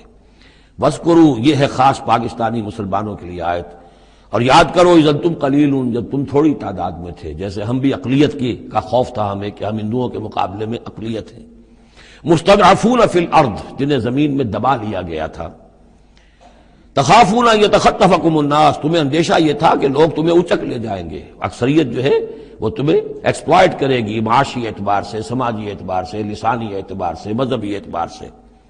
فآواکم، تو اللہ نے تمہیں پناہ کی جگہ دے دی، وأیدکم بنصرہ، اور تمہاری مدد کی ہے، خاص تائید کی ہے اپنی خاص نصرت سے، ورزقکم من الطیبات، اور تمہیں بہترین پاکیزہ رزق عطا کیا ہے، لعلکم تشکرون، تاکہ تم شکر کرو۔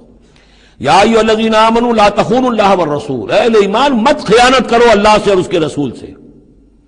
ایمان کا دم بھرنا اور پھر اس کے دین کو، اللہ کے دین کو مغلوب دیکھ کر بھی اپنے دھندے، اپنے کاروبار، اپنی جائیداد، اپنی ملازمت، اپنا پروفیشن، اسی چکر میں لگے رہنا، اس سے بڑی خیانت کیا ہوگی؟ بے وفائی ہے، غداری ہے، خیانت ہے۔ لا تخونوا اللہ والرسول، اللہ اور اس کے رسول کے ساتھ خیانت نہ کرو، وتخونوا اماناتکم وانتم تعلمون، اور نہ ہی اپنی آپس کی امانتوں میں خیانت کرو۔ سب سے بڑی خیانت تو اللہ کے ساتھ خیانت ہے۔ سب سے بڑی وہ امانت جو اللہ نے اپنی روح تم میں پھونکی ہے، اس کا حق اگر تم ادا نہیں کر رہے ہو تو سب سے بڑی خیانت یہ ہے، جس کو کہ فرمایا گیا ہے سورہ احزاب میں، ہم نے آسمانوں پر، زمین پر، پہاڑوں پر پیش کی، ان عرضنا الامانۃ علی السماوات والارض والجبال فابین ان یحملنها واشفقن منها وحملها الانسان۔ تو بہت بڑی بڑی امانتیں تمہارے پاس ہیں، دین کی امانت ہے، قرآن کی امانت ہے، شریعت کی امانت ہے، یہ سب امانتیں محمد رسول اللہ کی۔ وَأَنَّ اللَّهَ عِندَهُ أَجْرٌ عَظِيمٌ، اور یقیناً اللہ ہی کے پاس ہے بہت بڑا اجر۔ یا ایھا الذین آمنوا ان تتقوا اللہ یجعل لکم فرقانا وَاعْلَمُوا أَنَّمَا أَمْوَالُكُمْ وَأَوْلَادُكُمْ فِتْنَةٌ، اور جان لو تمہاری اولاد اور تمہارے اموال تمہارے لیے فتنہ ہے۔ یہی روکتے ہیں، یہی دو بیڑیاں ہیں جو پاؤں میں پڑی رہتی ہیں، مال اور اولاد۔ اولاد کو اعلیٰ سے اعلیٰ تعلیم دلانی ہے، اس کے لیے بڑی بڑی فیسیں دینی پڑتی ہیں، اس کے لیے ظاہر بات ہے کہ اپنا ایک ایک قطرہ جو ہے پسینے کا اور خون کا لگائیں گے تو کہیں جا کر وہ ساری چیزیں فراہم ہوگی۔ آدمی کھپ گیا اسی کے اندر، اولاد کے لیے یا مال کے لیے۔ پھر کہاں سے وقت لائیں دین کے لیے اور دین کے لیے نصرت کے لیے؟ کہاں کوئی رمق جسم کے اندر باقی رہ جاتی ہے؟ جان لو کہ تمہارے اموال اور تمہاری اولاد تمہارے لیے فتنہ ہے۔ فتنہ کہتے ہیں جس پر کسی کو پرکھا جائے، کسوٹی جس کے اوپر پرکھا جا رہا۔ وَأَنَّ اللَّهَ عِندَهُ أَجْرٌ عَظِيمٌ، اور یقیناً اللہ ہی کے پاس ہے بڑا اجر۔ یا ایھا الذین آمنوا ان تتقوا اللہ یجعل لکم فرقانا، اہل ایمان اگر تم اللہ کے تقوی پر برقرار رہو گے، تمہارے لیے فرقان، ایک کے بعد دوسری فرقان آتی رہے گی۔ پہلا فرقان تو یہ آ گیا ہے، یہ فتح جو تمہیں دی گئی ہے۔ وَيُكَفِّرْ عَنْكُمْ سَيِّئَاتِكُمْ، اور یہ کہ تمہارے سے تمہاری جو کمزوریاں ہیں، برائیاں ہیں، وہ اللہ تعالیٰ دور کر دے گا۔ وَيَغْفِرْ لَكُمْ، اور بخش دے گا۔ وَاللَّهُ ذُو الْفَضْلِ الْعَظِيمِ، اللہ بڑے فضل والا ہے۔ وَإِذْ يَمْكُرُ بِكَ الَّذِينَ كَفَرُوا، اب یہ ہجرت سے پہلے جو صورتحال تھی مکے میں کہ قریش کے سردار بیٹھتے تھے دارالندوہ میں، کیا کریں اب ہم محمد صلی اللہ علیہ وسلم کو قتل کر دیں، سازشیں ہوتی تھیں، اور اسی طریقے سے انہیں قید کر دیں، کہیں یہاں سے نکلنے پہ مجبور کر دیں، تو وہ جو سازشیں ان کی ہوتی تھی اور مشورے ہوتے تھے ان کا ذکر ہے۔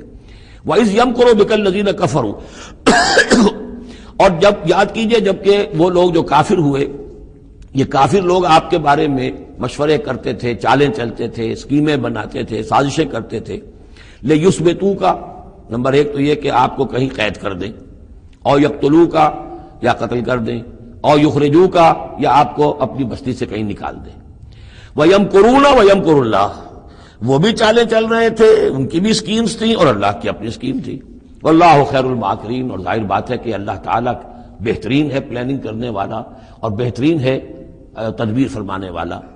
وَإِذَا تُتْلَىٰ عَلَيْهِمْ آيَاتُنَا قَالُوا قَدْ سَمِعْنَا لَوْ نَشَاءُ لَقُلْنَا مِثْلَ هَٰذَا، اور جب انہیں ہماری آیات پڑھ کے سنائی جاتی ہے تو وہ کہتے ہیں ٹھیک ہے، بہت سن لی ہم نے یہ آیات، بہت محمد آپ نے سنا لیا، کوئی ایسی بات بھی نہیں ہے، ہم چاہیں گے تو ایسا ہی کلام ہم بھی کہہ لیں گے۔ جرت نہیں کی کسی نے کہ آئے کہ یہ کلام میں نے موضوع کیا ہے اور یہ قرآن کے برابر ہے، تو کوئی کمیشن بٹھا لیجئے، کوئی سازش بنا لیجئے کہ تو طے کریں، یہ جرت نہیں ہوئی۔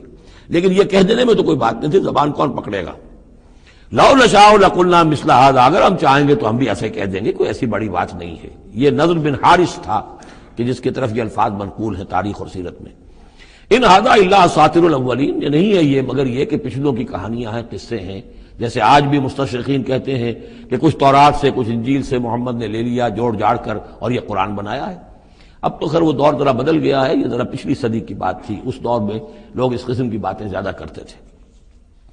وَإِذْ قَالُوا اللَّهُمَّ إِن كَانَ هَذَا هُوَ الْحَقُّ، اور وہی بات جو میں نے آپ کو بتائی تھی کل بھی کہ ان قریش کے لیے سب سے بڑا مسئلہ اپنے عوام کو سنبھالنے کا ہو گیا تھا، کیسے روکیں ان کو کہ یہ محمد صلی اللہ علیہ وسلم کا ایمان نہ لائیں۔ اس کے لیے جو اور تدبیریں وہ کرتے تھے اسی کی طرح کی ایک تدبیر کا ذکر آ رہا ہے۔ مجمع عام میں کھڑے ہو کر دعائیں مانگ رہے ہیں، اے اللہ اگر یہ جو کچھ محمد کہہ رہے ہیں اگر یہ حق ہے اور تیرے پاس سے آیا ہے یہ قرآن، فامطر علینا حجارۃ من السماء وَإِذْ قَالُوا اللَّهُمَّ إِنْ كَانَ هَذَا هُوَ الْحَقَّ مِنْ عِنْدِكَ، اگر یہ ہے حق تیری طرف سے، فامطر علینا حجارۃ من السماء، تو برسا دے ہم پر پتھر آسمان سے، اب ائتنا بعذاب الیم، یا پھر بھیج دے ہم پر کوئی عذاب۔ اب عذاب آیا نہیں، دیکھ لو، اس کا مطلب یہ کہ یہ محمد جھوٹے ہیں صلی اللہ علیہ وسلم۔ ہم نے تو کہہ دیا، اللہ کو پکار کر کہہ دیا، ہو سکتا ہے کبھی کعبے کے پردے پکڑ پکڑ کر کہا ہو اسی طریقے سے، تاکہ پورا یقین ہو جائے، کسی درجے میں بھی ہمارے عوام کے اندر کوئی وسوسہ، کوئی دغدغہ باقی نہ رہے۔ وَمَا كَانَ اللَّهُ لِيُعَذِّبَهُمْ، اور اللہ تعالیٰ انہیں عذاب نہیں دے سکتا تھا، اللہ کے لیے ممکن نہیں تھا کہ ان پر عذاب بھیجتا، وَأَنْتَ فِيهِمْ، جبکہ ابھی اے محمد آپ ان کے مابین موجود تھے۔ ہجرت سے پہلے معاملہ نہیں ہوا کرتا یہ، اللہ اپنے رسول کو ان کے ساتھی اہل ایمان کو نکال لیتا ہے، اس کے بعد کوئی عذاب اس نوعیت کا آتا ہے جس نوعیت کا وہ عذاب مانگ رہے تھے۔ وَأَنْتَ فِيهِمْ وَمَا كَانَ اللَّهُ مُعَذِّبَهُمْ، اللہ ان کو عذاب دینے والا نہیں تھا، وَهُمْ يَسْتَغْفِرُونَ، جبکہ وہ استغفار بھی کر رہے تھے۔ یعنی اسی مکے میں عوام الناس بھی تو تھے، سادہ لوگ بھی تو تھے، وہ استغفار بھی کرتے تھے، تلبیہ بھی پڑھتے تھے، لبیک اللہم لبیک لبیک اللہم لبیک، یہ بھی تو کرتے تھے، اللہ کو بھی پکارتے تھے۔ تو بڑا گڑبڑ سا معاملہ تھا، جب تک کہ اللہ تعالیٰ یمیز الخبیث من الطیب کر نہ دے اس وقت تک اس طرح کا معاملہ اللہ تعالیٰ کے لیے درست نہیں تھا۔ وَمَا لَهُمْ أَلَّا يُعَذِّبَهُمْ، باقی وہ عذاب کے پورے طور سے مستحق تو ہو چکے ہیں، اور کیا ہے وہ کون سی رکاوٹ ہے ان کے لیے؟ مَا لَهُمْ أَلَّا يُعَذِّبَهُمُ اللَّهُ، کہ اللہ تعالیٰ ان کو عذاب نہ دے، وَهُمْ يَصُدُّونَ عَنِ الْمَسْجِدِ الْحَرَامِ، جبکہ وہ روک رہے ہیں مسجد حرام سے لوگوں کو، وَمَا كَانُوا أَوْلِيَاءَهُ، اور حقیقت میں یہ اس کے متولی نہیں ہیں، یہ اس کے مختار نہیں ہیں، یہ اس کے ساتھی نہیں ہیں۔ ان اولیاءہ الا المتقون، اس اللہ کے گھر کے تو ولی اور اس کے جو اصل مجاور کہہ لیجئے یا متولی کہہ لیجئے، وہ تو ہوں گے متقی لوگ جو اللہ کا تقوی رکھتے ہوں، اللہ کی بندگی کرتے ہوں۔ ولکن اکثرهم لا يعلمون، لیکن ان کی اکثریت علم نہیں رکھتی۔ وما كان صلاتهم عند البيت، اور انہوں نے جو نماز کا حلیہ بگاڑا ہے، نہیں ہے ان کی نماز بیت اللہ کے پاس الا مقام و تصدیہ، سیٹیاں بجاتے ہیں، تالیاں پیٹتے ہیں، یہ ان کی نماز رہ گئی ہے۔ طواف کرتے تھے تو اس میں سب سے اونچا طواف تھا برہنہ طواف، اور نماز جو تھی ان کی وہ یہ تھی، سیٹیاں بجاتے ہوئے۔ جیسے کہ آپ کو معلوم ہے کہ بعض علاقوں میں مسجدوں کے اندر جب وہ میلاد کی محفلیں ہوتی ہیں تو اس کے اندر ڈھول اور ڈھمک کا، یہ میں نے سنا ہے کہ خاص طور پر افریقہ کے بعض ممالک میں کام ہوتا ہے۔ یہ اللہ کا شکر ہے اس حد تک کم سے کم یہ کہ بر عظیم پاک و ہند کے اندر جو بھی صورت ہوئی ہے وہ یہ مسجد کے اندر یہ خرافات نہیں ہوئی ہے، باقی باہر ہو رہی ہے جو بھی ہو رہی ہے۔ تو انہوں نے نماز کی بھی شکل یہ بنا دی تھی، فذوقوا العذاب بما کنتم تکفرون، تو اب چکھو مزہ عذاب کا اپنے کفر کی پاداش میں۔ ان الذین کفروا ينفقون اموالهم لیصدوا عن سبیل اللہ، ظاہر بات ہے یہ لشکر آیا تھا تو اس کے لیے بھی تو لاؤ لشکر تیار کرنا پڑا تھا نا، ساز و سامان، 900 اونٹ، 1000 آدمیوں کے لیے راشن بھی چاہیے تھا، مکے سے چل کے مدینے تک آنا ہے، جنگ میں رہنا ہے، تو یہ 10 اونٹ روزانہ جو ہے ذبح ہو رہے تھے اس فوج کے لیے۔ تو یہ سارا جو انفاق کیا ہے کچھ لوگوں نے کیا ہے نا، جو باطل کے لیے انفاق کر رہے تھے، شیطان کے لیے، وہ حزب الشیطان جو ہے، آخر وہ بھی تو مجاہد تھے، وہ مجاہد تھے فی سبیل الشیطان، فی سبیل الشرک۔ تو جو خرچ کر رہے ہیں اپنے مال لیصدوا عن سبیل اللہ، تاکہ لوگوں کو روک سکیں اللہ کے راستے سے، فسینفقونھا، وہ اور بھی خرچ کریں گے، ابھی انہیں اور بڑے لشکر تیار کرنے پڑیں گے، ثم تکون علیہم حسرۃ، پھر یہ سب ان کے لیے ایک حسرت بن جائے گی۔ سب کچھ مال بھی ہم نے لگا دیا، ساری جانیں ہم نے گنوا دی، کچھ نہ ہوا، محمد کا بال بیکا نہ کر سکے صلی اللہ علیہ وسلم، اللہ کا دین تو جا الحق وزهق الباطل ان الباطل کان زهوقا، ایک وقت آئے گا کہ اللہ کا دین جو ہے غالب ہو جائے گا۔ ثم یغلبون، پھر وہ مغلوب ہو کر رہیں گے، والذین کفروا الی جہنم یحشرون، اور جو ان میں سے کافر ہوں گے، جو اس وقت ایمان لے آئیں گے اللہ تعالیٰ ان کو معاف فرما دے گا، اور جو کفر پر اڑے رہیں گے وہ جہنم کی طرف گھیر کر لے جائیں گے۔ لیمیز اللہ الخبیث من الطیب، یہ بات جو ہے سورہ آل عمران میں بھی آئی، تاکہ اللہ تعالیٰ پاک کو ناپاک سے علیحدہ کر دے، ممیز کر دے۔ وَيَجْعَلَ الْخَبِيثَ بَعْضَهُ عَلَى بَعْضٍ، اور جو ناپاک ہے اس کو ایک دوسرے کے اوپر سٹیک کرتا چلا جائے، فَيَرْكَمُهُ، اس کا ڈھیر کر دے جمیعاً، اور ان کو سب کو فیجعلہ فی جہنم، اور سب کو پھر جہنم میں جھونک دے. یعنی یہ کہ یہ پہلے تو یہ سفٹنگ کرنی ہوگی، یہ طیب ہے، یہ خبیث کو ایک دوسرے کے اوپر سٹیک کیجئے اور پھر اس کو جہنم میں ایک ہی مرتبہ دھکا دے دیجئے. لیمیز اللہ الخبیث من الطیب ویجعل الخبیث بعضہ علی بعض فیرکمہ جمیعا فیجعلہ فی جہنم اولئک هم الخاسرون. یقیناً یہی لوگ ہیں خسارے پانے والے. قل للذین کفروا ان ینتہوا یغفر لهم ما قد سلف. اعلان کر دیجئے محمد صلی اللہ علیہ وسلم ان کافروں کے سامنے، اب بھی اگر باز آ جائیں تو جو کچھ ہو چکا ہے وہ معاف کر دیا جائے گا. اب بھی موقع ہے، اب بھی ایمان لے آؤ. یعودوا، اور اگر وہ ارادہ کریں گے دوبارہ یہی کچھ کریں گے، فقط بدت سنت الاولین، تو پچھلوں کی بھی داستانیں گزر چکی ہیں، ان کی جو بھی کچھ ان پر ہوا ہے وہ سب کو معلوم ہے. اب ظاہر بات ہے کہ وہ مکی قرآن تو نازل ہو چکا تھا، سورہ اعراف بھی نازل ہو چکی، سورہ انعام بھی نازل ہو چکی. جو کچھ ہوا ہے قوم ہود کے ساتھ، قوم صالح کے ساتھ، قوم شعیب کے ساتھ، اس ساری داستانیں تو تھی. فقط مدد سنت الاولین، اگلوں کا جو طریقہ اور راستہ تھا وہ تو گزر چکا ہے، وہ سب کے سامنے آ چکا ہے. وَقَاتِلُوهُمْ حَتَّى لَا تَكُونَ فِتْنَةٌ وَيَكُونَ الدِّينُ كُلُّهُ لِلَّهِ. یہ سورہ بقرہ میں بھی آیت آئی تھی اور اب آئی ہے اضافی شان کے ساتھ.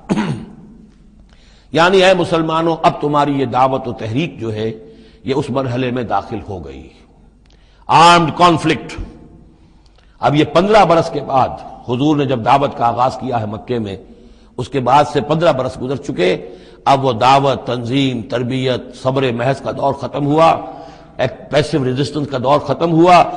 اب ایکٹیو ریزسٹنس کی محمد نے صلی اللہ علیہ وسلم اقدام کیا، اور اقدام کے نتیجے میں آخری اور چھٹا مرحلہ آ گیا، یعنی عام کانفلکٹ. اب تلوار سے ٹکرا چکی. اب تمہاری تلواریں نیام میں نہیں جائیں گی جب تک کام مکمل نہ ہو جائے. اور کام کی تکمیل کیا ہے؟ فتنہ بالکل ختم ہو جائے. وَقَاتِلُوهُمْ حَتَّى لَا تَكُونَ فِتْنَةٌ. فتنہ وہ کیفیت ہے کہ جس میں ایمان پر قائم رہنا، ایمان پر عمل کرنا مشکل ہو جائے. جب باطل کا غلبہ ہے تو ایک بندہ مومن کے لیے ایمان پر پوری طریقے سے کاربند ہونا مشکل ہے. لہذا اس صورتحال کو ختم کرو، یعنی اب دین کا غلبہ ہو جائے. حَتَّى لَا تَكُونَ فِتْنَةٌ وَيَكُونَ الدِّينُ كُلُّهُ لِلَّهِ. دین بھی جزوی نہیں، کل کا کل دین اللہ ہی کے تابع آ جائے.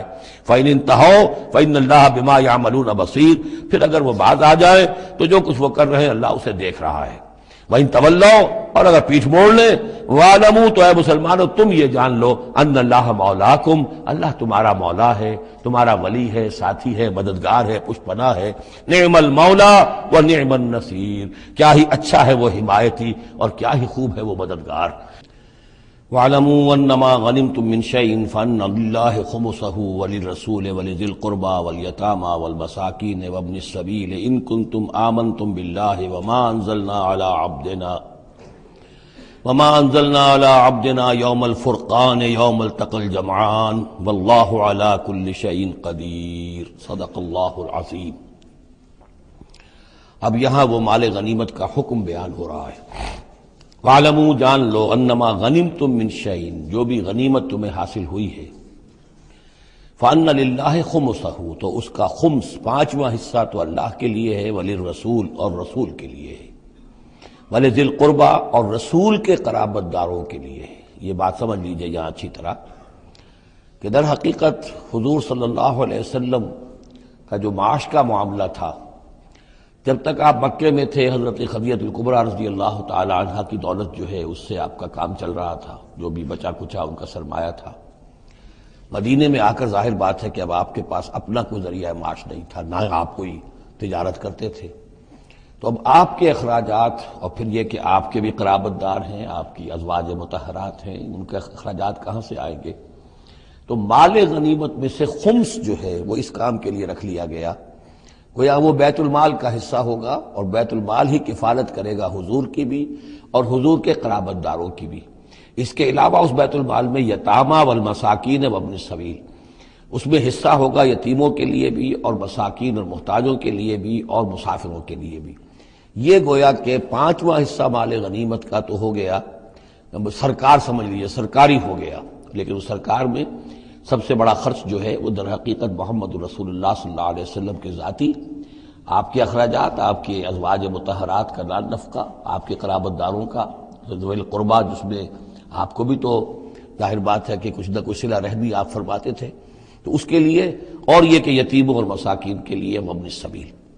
ان کنتم آمنتم باللہ، اگر تم ایمان رکھتے ہو اللہ پر، وما انزلنا علی عبدنا، اور اس شے پر جو ہم نے نازل کی اپنے بندے پر، یوم الفرقان، فیصلے کے دن، یعنی جو شے نازل کی وہ ہے غیبی امداد، نصرت غیبی، جو فرشتے آئے۔ ظاہر بات ہے کہ وہ ایک انسین جو ہے غیب کا معاملہ ہے، فرشتوں کو دیکھا تو کسی نے نہیں، تو جیسے وحی آتی تھی حضرت جبرائیل لے کر آتے تھے تو اس پر ایمان رکھتے ہو کہ یہ قرآن جو ہے اللہ کی طرف سے ہے، ایسے ہی تمہیں یقین ہونا چاہیے کہ اللہ تعالیٰ نے اپنا وہ وعدہ پورا فرمایا اور اللہ تعالیٰ نے فرشتے بھیجے۔ تو اگر تمہیں وہ یقین ہے تو پھر تم اس حکم کو پورے طور پر یوں سمجھیے کہ دلی طور پر اس کو قبول کرو، خوش دلی کے ساتھ، پوری طریقے سے، کہ خمس جو ہے وہ تو اللہ اور اس کے رسول کا، بیت المال کا۔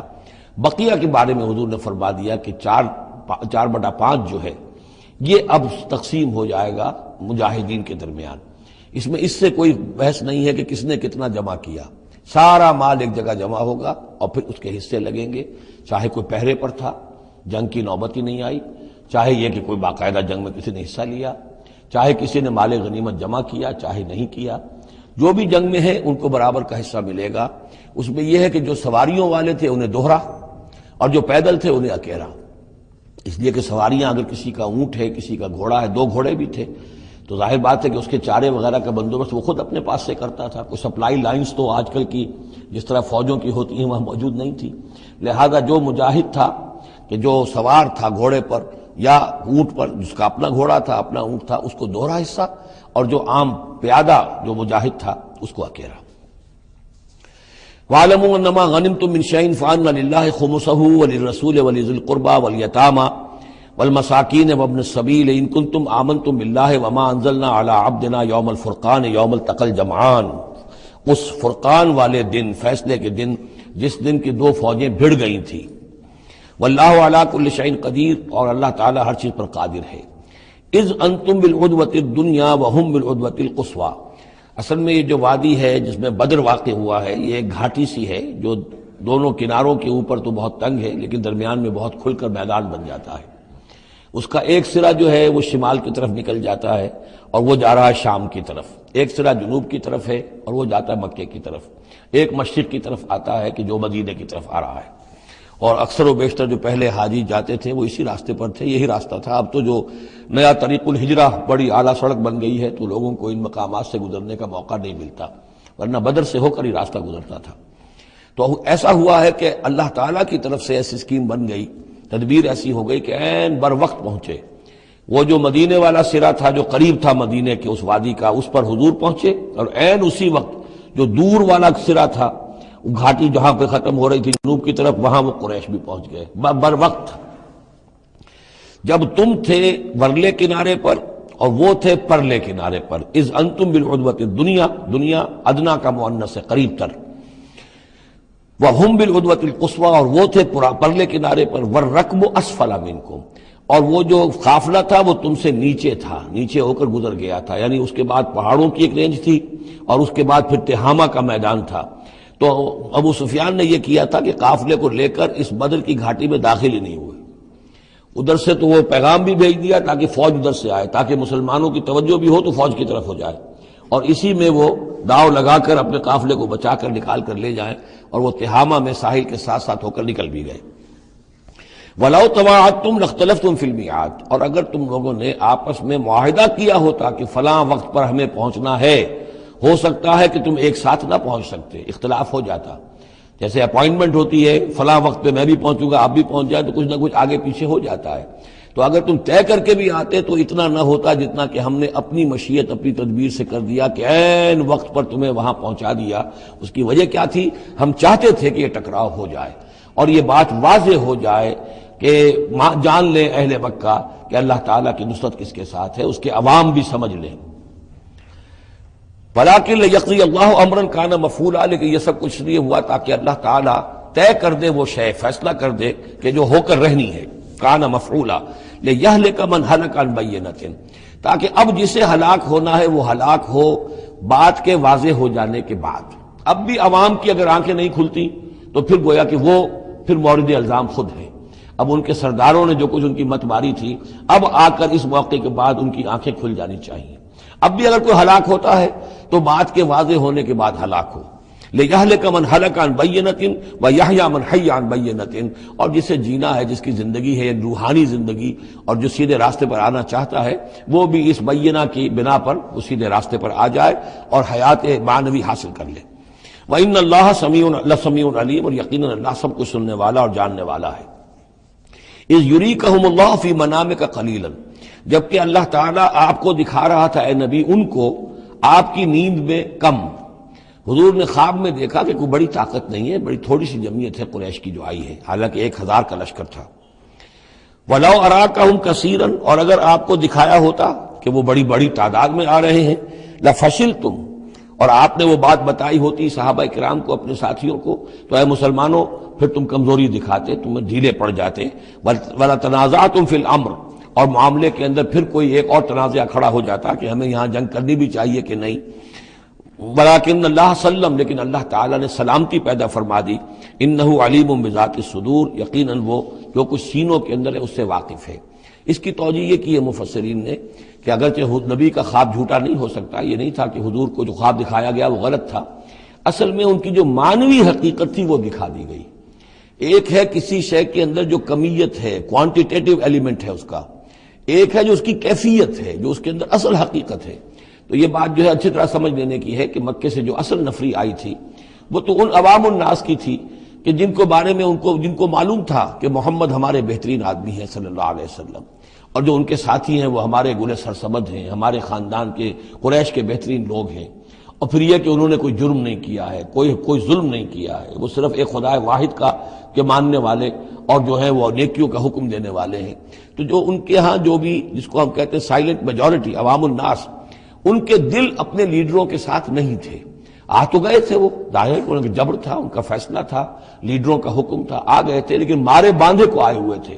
ان کے دلوں کے اندر وہ بات نہیں تھی کہ جو کسی ایسے لشکر میں ہوتی ہے کہ جو سمجھتا ہے اپنے آپ کو برحق، ہم حق کے لیے لڑ رہے ہیں، تو اس کے اندر جو طاقت ہوتی ہے اس لڑنے والے کے اندر، وہ اس شخص میں نہیں ہوتی کہ جو مارے باندھے کو لے آیا گیا ہو اور خود اسے اپنے دل میں یہ یقین نہ ہو کہ میں حق کے لیے لڑ رہا ہوں۔ اس اعتبار سے معنوی طور پر جو ان کی کیفیت تھی اس کے اعتبار سے وہ واقعتاً کم تھے، تو حضور کو خواب میں اللہ تعالیٰ نے ان کی اصل حقیقت دکھائی۔ وَإِذْ يُرِيكُمُوهُمْ إِذْ الْتَقَيْتُمْ فِي أَعْيُنِكُمْ قَلِيلًا وَيُقَلِّلُكُمْ فِي أَعْيُنِهِمْ، مزید برآں اللہ نے یہ کیا کہ جب دونوں لشکر ٹکرائے ہیں تو ایسی کیفیت پیدا کر دی کہ مسلمانوں کو بھی وہ تھوڑے لگ رہے تھے کہ کوئی زیادہ لوگ نہیں ہیں، اور انہیں بھی مسلمان تھوڑے نظر آ رہے تھے۔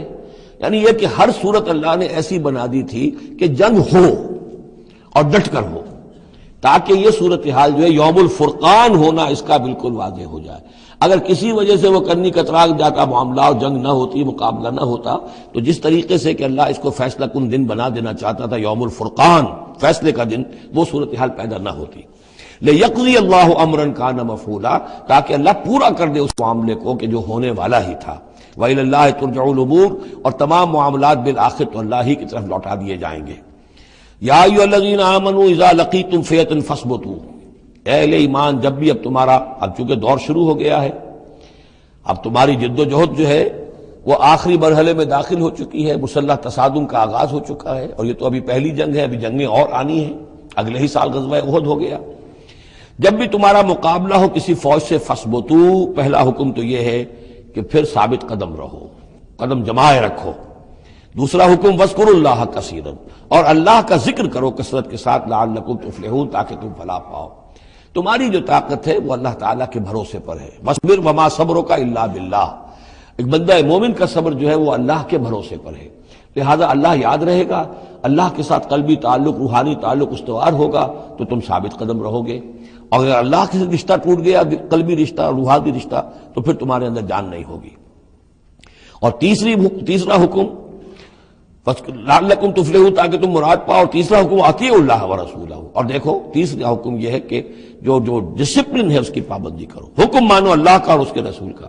اب ویسے تو یہاں اللہ کا حکم بھی کہا گیا ہے، لیکن ظاہر بات ہے کہ وہاں تو ہر وقت جو حکم آتا تھا وہ رسول کا حکم آتا تھا، اس لیے کہ قرآن بھی آ رہا ہے تو رسول کی زبان سے ادا ہو رہا ہے، اور رسول اپنی جانب سے اپنی اجتہاد کے تحت، اپنی رائے کے تحت، اپنی تدبیر کے تحت کوئی رائے دے رہے ہیں تو ابھی حضور کی زبان مبارک سے ادا ہو رہا ہے۔ تو ویسے کہنے کو یہ اللہ اور اس کے رسول کی اطاعت کرو، لیکن عملاً وہ رسول اطاعت بن جاتی ہے۔ بمصطفیٰ برساں خیش را کے دی ہما اوست واطیع اللہ و رسول ولا تنازعوا، اور دیکھو آپس میں جھگڑو نہیں۔ یہی وہ الفاظ آئے ہیں جو سورہ آل عمران میں ہم پڑھ چکے ہیں۔ وَلَقَدْ صَدَقَكُمُ اللَّهُ وَعْدَهُ إِذْ تَحُسُّونَهُم بِإِذْنِهِ حَتَّىٰ إِذَا فَشِلْتُمْ وَتَنَازَعْتُمْ فِي الْأَمْرِ وَعَصَيْتُم مِّن بَعْدِ مَا أَرَاكُم مَّا تُحِبُّونَ۔ اب یہ 1 سال بعد ہونے والا ہے، یہ 1 سال پہلے ان سے کہا جا رہا ہے نظم کی پابندی کرو، اطاعت رسول پر کاربند رہو، ولا تنازعوا، اختلاف نہ کرو، جھگڑا نہ ڈالو، فتفشلوا، تو تم ڈھیلے پڑ جاؤ گے، وتذهب ريحكم، اور تمہاری ہوا اکھڑ جائے گی، واصبروا، اور ثابت قدم رہو، ان اللہ مع الصابرین، یقیناً اللہ تعالیٰ صابروں کے ساتھ ہے، اللہ کی نصرت، تائید اہل صبر کے ساتھ ہے۔ ولا تکونوا کالذین خرجوا من دیارہم بطرا ورئاء الناس، ان لوگوں کے مانند نہ ہو جانا کبھی جو نکلے تھے اپنے گھروں سے اتراتے ہوئے، اینٹتے ہوئے، اکڑتے ہوئے لوگوں کو دکھانے کے لیے۔ یہ وہ قریش کا لشکر جب چلا ہے تو ابو جہل نے جو بھی ساز و سامان کیا تھا اس کے لیے ڈھول ڈھمکا بھی تھا، اور اس کے ساتھ جو ہے ہر طرح کا لاؤ لشکر، تو وہ تو جا رہے تھے بالکل اس خیال سے کہ فتح ہماری ہے ہی ہے اور ہم مسل کر رکھ دیں گے، جیسے مچھر کو مسل دیا جاتا ہے۔ یہ مسلمان ہیں کتنے، وہ جو ہے خوب اپنے شان و شوکت کا مظاہرہ کرتے ہوئے جا رہے تھے۔ وَيَصُدُّونَ عَن سَبِيلِ اللَّهِ، اور حقیقت کیا تھی کہ اللہ کے راستے سے روک رہے تھے۔ وَاللَّهُ بِمَا يَعْمَلُونَ مُحِيطٌ، اور جو کچھ وہ کر رہے تھے اللہ اس کا احاطہ کیے ہوئے تھا، اللہ کے قابو سے باہر جانے والی ان کی کوئی تدبیر نہیں تھی۔ وَإِذْ زَيَّنَ لَهُمُ الشَّيْطَانُ أَعْمَالَهُمْ، اور جب کہ شیطان نے ان کے لیے ان کے اعمال کو مزین کر دیا تھا۔ وَقَالَ لَا غَالِبَ لَكُمُ الْيَوْمَ، اور اس نے ان کے کان میں یہ پھونک ماری تھی، یہ وسوسہ ڈالا تھا، آج تم پر کوئی غالب نہیں آ سکتا۔ مکے سے نکلی ہو نفری اور 1000 کی، یہ تو گویا کہ بڑی انہونی سی بات تھی، عرب کے اندر اس طرح کے مواقع بہت کم آتے تھے، تو گویا کہ وہ نے پٹیاں پڑھاتا آ رہا تھا، پھونکے مارتا آ رہا تھا، آپ پر کوئی غالب نہیں آ سکتا۔ لا غالب لکم اليوم من الناس، کوئی انسانوں میں سے تم پر غالب نہیں آ سکتا۔ وانی جار لکم، اور میں بھی تمہارے ساتھ ہی ہوں۔ فلما تراءت الفئتان، اور جب دونوں لشکروں نے ایک دوسرے کو دیکھا، آمنے سامنے ہوئی، نکص علی عقبیہ، تو وہ شیطان اپنی ایڑیوں کے بل پیچھے مڑ گیا، بھاگا۔ وقال، اور اس نے کہا انی بریء منکم، میں تم سے لا تعلق ہوں، میرا تم سے کوئی تعلق نہیں۔ انی ارا ما لا ترون، میں وہ کچھ دیکھ رہا ہوں جو تم نہیں دیکھ رہے۔ فرشتوں کو دیکھنا جو ہے، چونکہ یہ بھی ناری مخلوق ہے، نور اور نار میں بڑا قرب ہے۔ نوری مخلوق ہے ملائکہ، اور ناری مخلوق ہے جن، اور یہ جن ہے عزازیل، ابلیس، تو اس کو نظر آ گیا، فرشتے آ رہے ہیں۔ انی ارا ما لا ترون، میں وہ کچھ دیکھ رہا ہوں جو تم نہیں دیکھ سکتے۔ انی اخاف اللہ، مجھے اللہ کا خوف ہے۔ واللہ شدید العقاب، اور اللہ سزا دینے میں بہت سخت ہے۔ اذ یقول المنافقون والذین فی قلوبہم مرض، اب یہ ایک نقشہ تو یہ تھا کہ جب چلے آ رہے تھے قریش کا لشکر لے کر ابو جہل اور اس کے ساتھی سردار، اور ادھر شیطان بھی ان کو پہلے تو پیٹھ ٹھوکتا ہوا آ رہا ہے، اور عین وقت پر جو ہے وہ ان کو ساتھ چھوڑ کر بھاگا ہے۔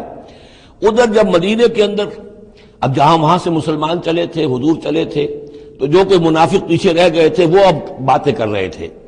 اذ یقول المنافقون والذین فی قلوبہم مرض، جبکہ کہہ رہے تھے وہ منافق لوگ اور وہ لوگ کہ جن کے دلوں میں روگ تھا، غر ہؤلاء دینہم، ان مسلمانوں کو تو ان کے دین نے بالکل دھوکے میں ڈال دیا ہے، مت ماری گئی ہے، دماغ خراب ہو گیا ہے، قریش سے ٹکرانے چلے ہیں، ان کی عقل جواب دے گئی ہے۔ ہم تو پہلے بھی سمجھتے تھے کہ یہ سفہاء ہیں، بے وقوف ہیں، احمق ہیں، لیکن اب تو معلوم ہوتا ہے کہ سرے سے مت ماری گئی۔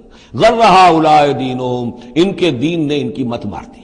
ومن یتوکل علی اللہ فإن اللہ عزیز حکیم، انہیں کیا پتا کہ جو کوئی توکل کرے اللہ پر تو اللہ تعالیٰ زبردست ہے، حکمت والا۔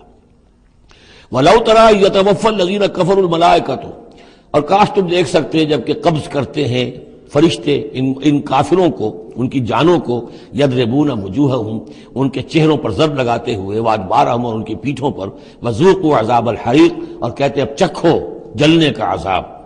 ذالک بما قدمت ایدیکم، اور یہ وہ کچھ ہے جو تمہارے اپنے ہاتھوں نے آگے بھیجا ہے۔ وان اللہ لیس بظلام للعبید، اور یہ کہ اللہ تو ہرگز اپنے بندوں کے حق میں ظالم نہیں ہے، ظلم کرنے والا نہیں ہے۔ کداب آل فرعون والذین من قبلہم، جیسے کہ معاملہ ہوا آل فرعون کا اور ان کا جو ان سے پہلے تھے۔ آل فرعون سے پہلے قوم شعیب سے پہلے صدوم اور عمورہ کی بستیاں، ان سے پہلے قوم سمود، ان سے پہلے قوم عاد، ان سے پہلے قوم نوح. یہ ہم سورہ اعراف کے اندر یہ ساری چیزیں پڑھ کر آئے. کذاب آل فرعون والذین من قبلہم کفروا بآیات اللہ، انہوں نے بھی اللہ کی آیات کا کفر کیا. فأخذہم اللہ بذنوبہم، تو اللہ نے پکڑ لیا انہیں ان کے گناہوں کی پاداش میں. ان اللہ قوی شدید العقاب، یقیناً اللہ تعالیٰ قوی ہے، قوت والا ہے، زور آور ہے اور سزا دینے میں سخت ہے. ذالک بأن اللہ لم یکن مغیرا نعمۃ انعمها علی قوم حتی یغیروا ما بانفسہم، یہ اس لیے ہے کہ اللہ تعالیٰ کا یہ طریقہ نہیں ہے کہ کوئی نعمت جو اس نے کسی قوم کو دی ہو اس میں تغیر کر دے جب تک کہ وہ قوم اپنے اندر کی کیفیت کو متغیر نہ کر دے. یعنی یہ ہر قوم جو اٹھی تھی اسی شکل میں اٹھی تھی کہ اللہ تعالیٰ نے ایک نبی بھیجا. جیسے کہ قوم ہود ختم ہوئی تو حضرت ہود اور ان کے ساتھیوں کے ذریعے سے ایک نئی قوم وجود میں آئی جو آگے چل کر سمود کہلائی. تو یہ لوگ کون تھے؟ یہی لوگ تھے جن کو اللہ نے نعمت دی تھی، انعام دیا تھا، احسان کیا تھا، ایمان انہیں ملا تھا. لیکن جب انہوں نے اپنی اس نعمتوں کو بدل دیا، کفر کی روش پر آ گئے، توحید کی پگڈنڈی چھوڑ کر، توحید کی شاہراہ کو چھوڑ کر شرک کی پگڈنڈیوں پہ مڑ گئے، تو پھر اللہ تعالیٰ کی نعمت بھی تبدیل ہو جاتی ہے. اللہ تعالیٰ نعمت سلب کر لیتا ہے، انعام کی جگہ پر اللہ کا عذاب آ جاتا ہے.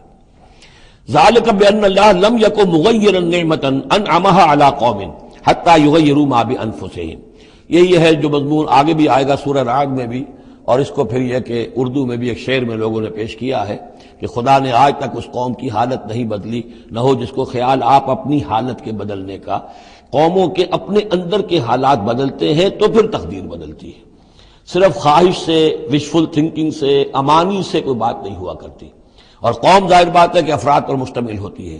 پہلے کچھ افراد بدلیں گے، ان کے اندر قلب ماہیت ہوگی، ان کا باطن بدلے گا، ان کی سوچ، ان کے نظریات، ان کے خیالات، ان کے مقاصد، ان کی دلچسپیاں، ان کی امنگیں تبدیل ہو جائیں گی.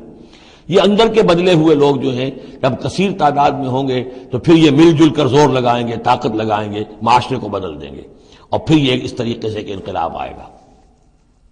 کیوں بجاں در رفت جہاں دیگر شود، جہاں چو دیگر شد جہاں دیگر شود. جب یہ قرآن کسی کے اندر اتر جاتا ہے اس کے اندر ایک تبدیلی آ جاتی ہے، بالکل بدل جاتا ہے انسان اندرونی طور پر. اور یہ اندرونی تبدیلی ہے جو عالمی انقلاب تک ممتد ہو سکتی ہے. واللہ وان اللہ سمیع علیم، اللہ سب کچھ سننے والا، جاننے والا ہے. کذاب آل فرعون، جیسے کہ دستور تھا یا ہوا معاملہ آل فرعون کا، والذین من قبلہم، اور جو ان سے پہلے تھے. کذبوا بآیات ربہم، انہوں نے اپنے رب کی آیات کو جھٹلایا. فاہلکناہم بذنوبہم، تو ہم نے ان کو ہلاک کر دیا ان کے گناہوں کی پاداش میں. واغرقنا آل فرعون، اور آل فرعون کو ہم نے غرق کر دیا. وکل کانوا ظالمین، اور یہ سب کے سب ظالم تھے. ان شر الدواب عند اللہ الذین کفروا فهم لا یؤمنون، بدترین چوپائے اللہ کے نزدیک یہی لوگ ہیں، اللہ کے نزدیک جو کفر کرتے ہیں اور وہ ایمان نہیں لاتے. یعنی وہی جو آیت ہم پڑھ چکے سورہ اعراف میں کہ یہ لوگ انسان نظر آتے ہیں، حقیقت میں انسان نہیں ہیں. لہم قلوب لا یفقہون بہا ولہم اعین لا یبصرون بہا ولہم آذان لا یسمعون بہا اولئک کالانعام بل ہم اضل. وہ چوپایوں کے مانند ہیں بلکہ ان سے بھی گئے گزرے. اس لیے شر الدواب کہا گیا. تمام جانداروں میں اور جمان چوپایوں میں، جانوروں میں سب سے برے لوگ جو ہیں وہ یہ انسان نما حیوان ہیں کہ جن کے اندر عقل نہیں، جن کے اندر شعور نہیں، جو ایمان سے خالی ہیں اور کفر پر اور صرف دنیا کی لذتوں پر ریچھ گئے. الذین عاہدت منہم ثم ینقضون عہدہم فی کل مرۃ وہم لا یتقون، وہ لوگ کہ جن سے آپ نے اے نبی معاہدہ کیا تھا پھر وہ ہر مرتبہ اپنا عہد توڑتے ہیں اور اس کا کوئی ڈر نہیں رکھتے.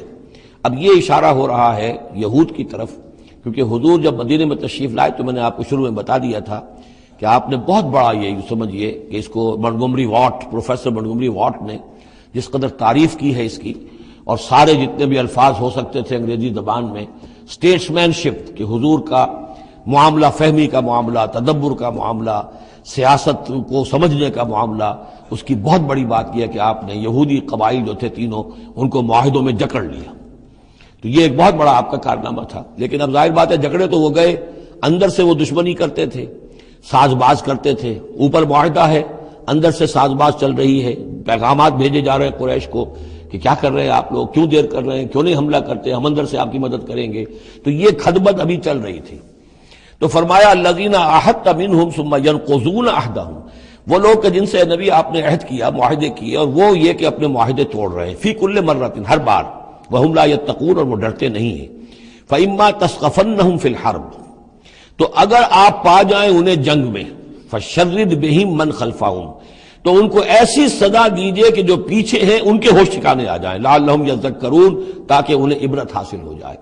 یعنی یہ کہ اب ایک تو یہ ہے کہ وہ کوئی صرف ان کی جو ہے وہ وہاں سے خطوط جا آ رہے ہیں، پیغام رسانی ہو رہی ہے، لیکن کہیں اگر ان میں کا کوئی شخص جنگ میں بھی پکڑا جائے، واقعتاً وہ جنگ میں شریک ہو جائے، قریش کی طرف سے آ جائے اور پکڑا جائے، تو پھر اس کو وہ سزا دیجئے کہ جو ایک کی سزا جو ہے وہ سینکڑوں کے ہوش ٹھکانے کر دے۔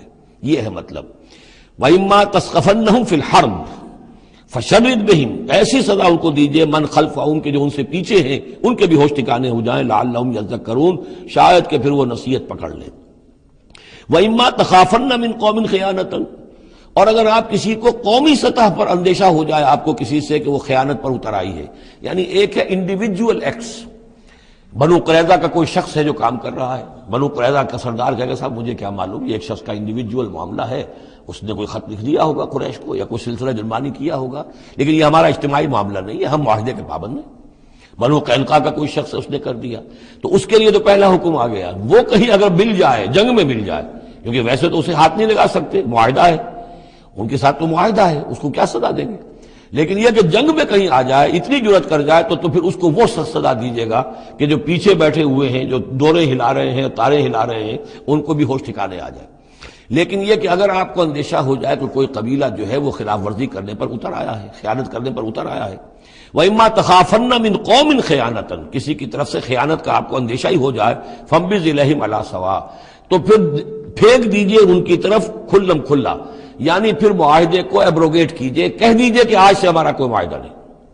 یہ نہیں ہے کہ معاہدہ بھی قائم رہے اور آپ ان کے خلاف اقدام بھی کر دیں، یہ صحیح نہیں، اس لیے کہ یہ مقام جو ہے اخلاقی اعتبار سے بھی غلط ہے، اور خاص طور پر آپ کا مقام، مقام نبوت، اس کے اعتبار سے کسی درجے میں بھی نہیں ہے کہ کسی قوم کے ساتھ معاہدہ بھی ہے، آپ کو اندیشہ ہے کہ وہ خیانت کر رہے ہیں، تو آپ کھلم کھلا اعلان کر دیجئے کہ آج سے میرا اور تمہارا کوئی معاہدہ نہیں، پھر اقدام کیجئے۔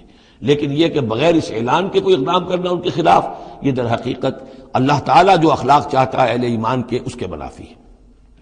وَإِمَّا تَخَافَنَّ مِنْ قَوْمٍ خِيَانَةً فَانبِذْ إِلَيْهِمْ عَلَىٰ سَوَاءٍ، اصل میں یہی وہ بات تھی جس کے حوالے سے مولانا مودودی مرحوم نے 1948 میں یہ جو جہاد کشمیر اس وقت ہو رہا تھا اس کے بارے میں رائے ظاہر کی تھی کہ ہندوستان کے ساتھ ہمارے سفارتی تعلقات ہیں، بھارت کے ساتھ ہمارا سارا معاملہ معاہدات کے اوپر چل رہا ہے، پھر اگر یہ کہ معاملہ جو ہے دوسری طرف ہم یہ شکل کر رہے ہیں کہ وہاں پر جنگ کا معاملہ کر رہے ہیں، تو یہ غلط ہے، شریعت کی روح سے، قرآن کی روح سے غلط ہے۔ ہمیں کھلم کھلا اعلان کرنا چاہیے، جو بھی ہو اللہ تعالیٰ پر بھروسہ رکھنا چاہیے، کھل کر سامنے آنا چاہیے۔ یہ یا کہ میز کے اوپر تو معاہدہ ہے، ہاتھ مل رہے ہیں اور میز کے نیچے سے ٹانگیں گھسیٹی جا رہی ہیں، یہ دنیا داروں کا دھندا تو ٹھیک ہے، لیکن اسلام کی روح سے ایک اسلام کے نام پر بننے والی مملکت کی حکومت کا یہ طرز عمل درست نہیں ہے۔ یہ تھا وہ معاملہ جو سن 48 میں مولانا مودودی نے یہ رائے ظاہر کی تھی، اور اس پر پھر کافی ان کے خلاف جو ہے عوامی جذبات جو ہیں وہ بہت جو ہے اس وقت بہت بلند ہو گئے تھے، مشتعل ہو گئے تھے، اس لیے کہ عوام کی اپنی سوچ ہوتی ہے۔ وَإِمَّا تَخَافَنَّ مِنْ قَوْمٍ خِيَانَةً فَانبِذْ إِلَيْهِمْ عَلَىٰ سَوَاءٍ، معاہدہ ان کے منہ پر دے مارو، إِنَّ اللَّهَ لَا يُحِبُّ الْخَائِنِينَ، یقیناً اللہ تعالیٰ کو خیانت کرنے والے پسند نہیں ہے۔ وَلَا يَحْسَبَنَّ الَّذِينَ كَفَرُوا سَبَقُوا، اور نہ سمجھے وہ لوگ جنہوں نے کفر کیا ہے کہ وہ بچ نکلے ہیں، یعنی یہ کہ اب اگر کچھ لوگ بچ کے بھی تو چلے گئے نا، آخر 1000 کی نفری آئی تھی، انہم لا یعجزون، یہ جو بچ کر چلے گئے وہ یہ نہ سمجھے کہ وہ اللہ کو عاجز کر دیں گے، وہ عاجز نہیں کر سکیں گے۔ وَأَعِدُّوا لَهُم مَّا اسْتَطَعْتُمْ، اور اے مسلمانوں اب جب یہ نیا دور شروع ہو ہی گیا ہے تمہاری اس دعوت و تحریک کا، تو اب پوری طریقے سے اپنے امکان بھر سامان حرب تیار کرو۔ اعدوا لہم، اعداد، تیاری کرنا، اسلحہ تیار کرو، سامان جنگ تیار کرو، گھوڑے تیار رکھو، رسالہ تمہارا ہونا چاہیے، جو بھی تمہارے لیے ممکن ہے۔ یہ توکل کا مطلب یہ نہیں ہے کہ تم ہاتھ پر ہاتھ دھر کر بیٹھ رہو اللہ تمہاری مدد کرے گا۔ اعدوا لہم ما استطعتم، اپنی استطاعت جو ہے اس کی حد تک تو پوری تیاری کرو، من قوت، طاقت سے بھی، ومن رباط الخیل، اور پلے ہوئے گھوڑوں کے ذریعے سے بھی، اس لیے کہ اس زمانے میں جنگ کے لیے سب سے زیادہ جو مؤثر شے تھی آپ کو معلوم ہے وہ گھوڑا، تیز رفتار ہے، اونٹ جو ہے تیز دوڑ نہیں سکتا ہے، اور اسی حوالے سے آج سمجھ لیجئے ہمارے لیے بہت اہم مسئلہ ہے یہ. اللہ تعالیٰ نے شاید عالم اسلام میں پورے میں پتہ نہیں 50 60 70 کتنے ملک دنیا میں ہیں مسلمان کہلاتے ہیں، ایک ملک ہے صرف جسے ایٹمک صلاحیت دی ہے، اور یہ امانت پوری امت مسلمہ کی ہے، مسلمانوں نے پاکستان کے پاس. اور اس کے بارے میں اگر امریکہ کا دباؤ قبول کر لیا گیا تو یہ سب سے بڑی خیانت ہوگی اللہ کے ساتھ، امت مسلمہ کے ساتھ، اللہ کے دین کے ساتھ. وہ اسرائیل لے کر بیٹھا ہوا ہے ایٹم بم کے، اس کے پاس انبار لگے ہوئے، لیکن یہ ہے کہ ساری پالیسی جو چل رہی ہے وہ یہ کسی طریقے سے پاکستان کا.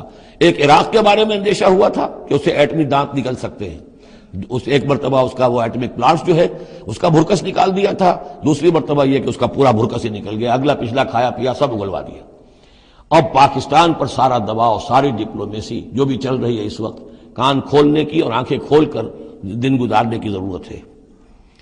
ہمیں حکم یہ ہے کہ جو بھی اللہ نے تمہیں دیا ہے، تمہارا امکان، جو بھی تمہارے پاس امکانی طاقت ہے اسے سنبھال کر رکھو. ڈیٹرنٹ اعدوا لهم ما استطعتم من قوة ومن رباط الخيل ترهبون به عدو اللہ، تاکہ تم اللہ کے دشمنوں کو اس سے ڈرا سکو. یہی ہے ڈیٹرنٹ.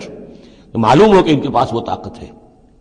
وعدوکم، اور اپنے دشمنوں کو بھی ڈرا سکو.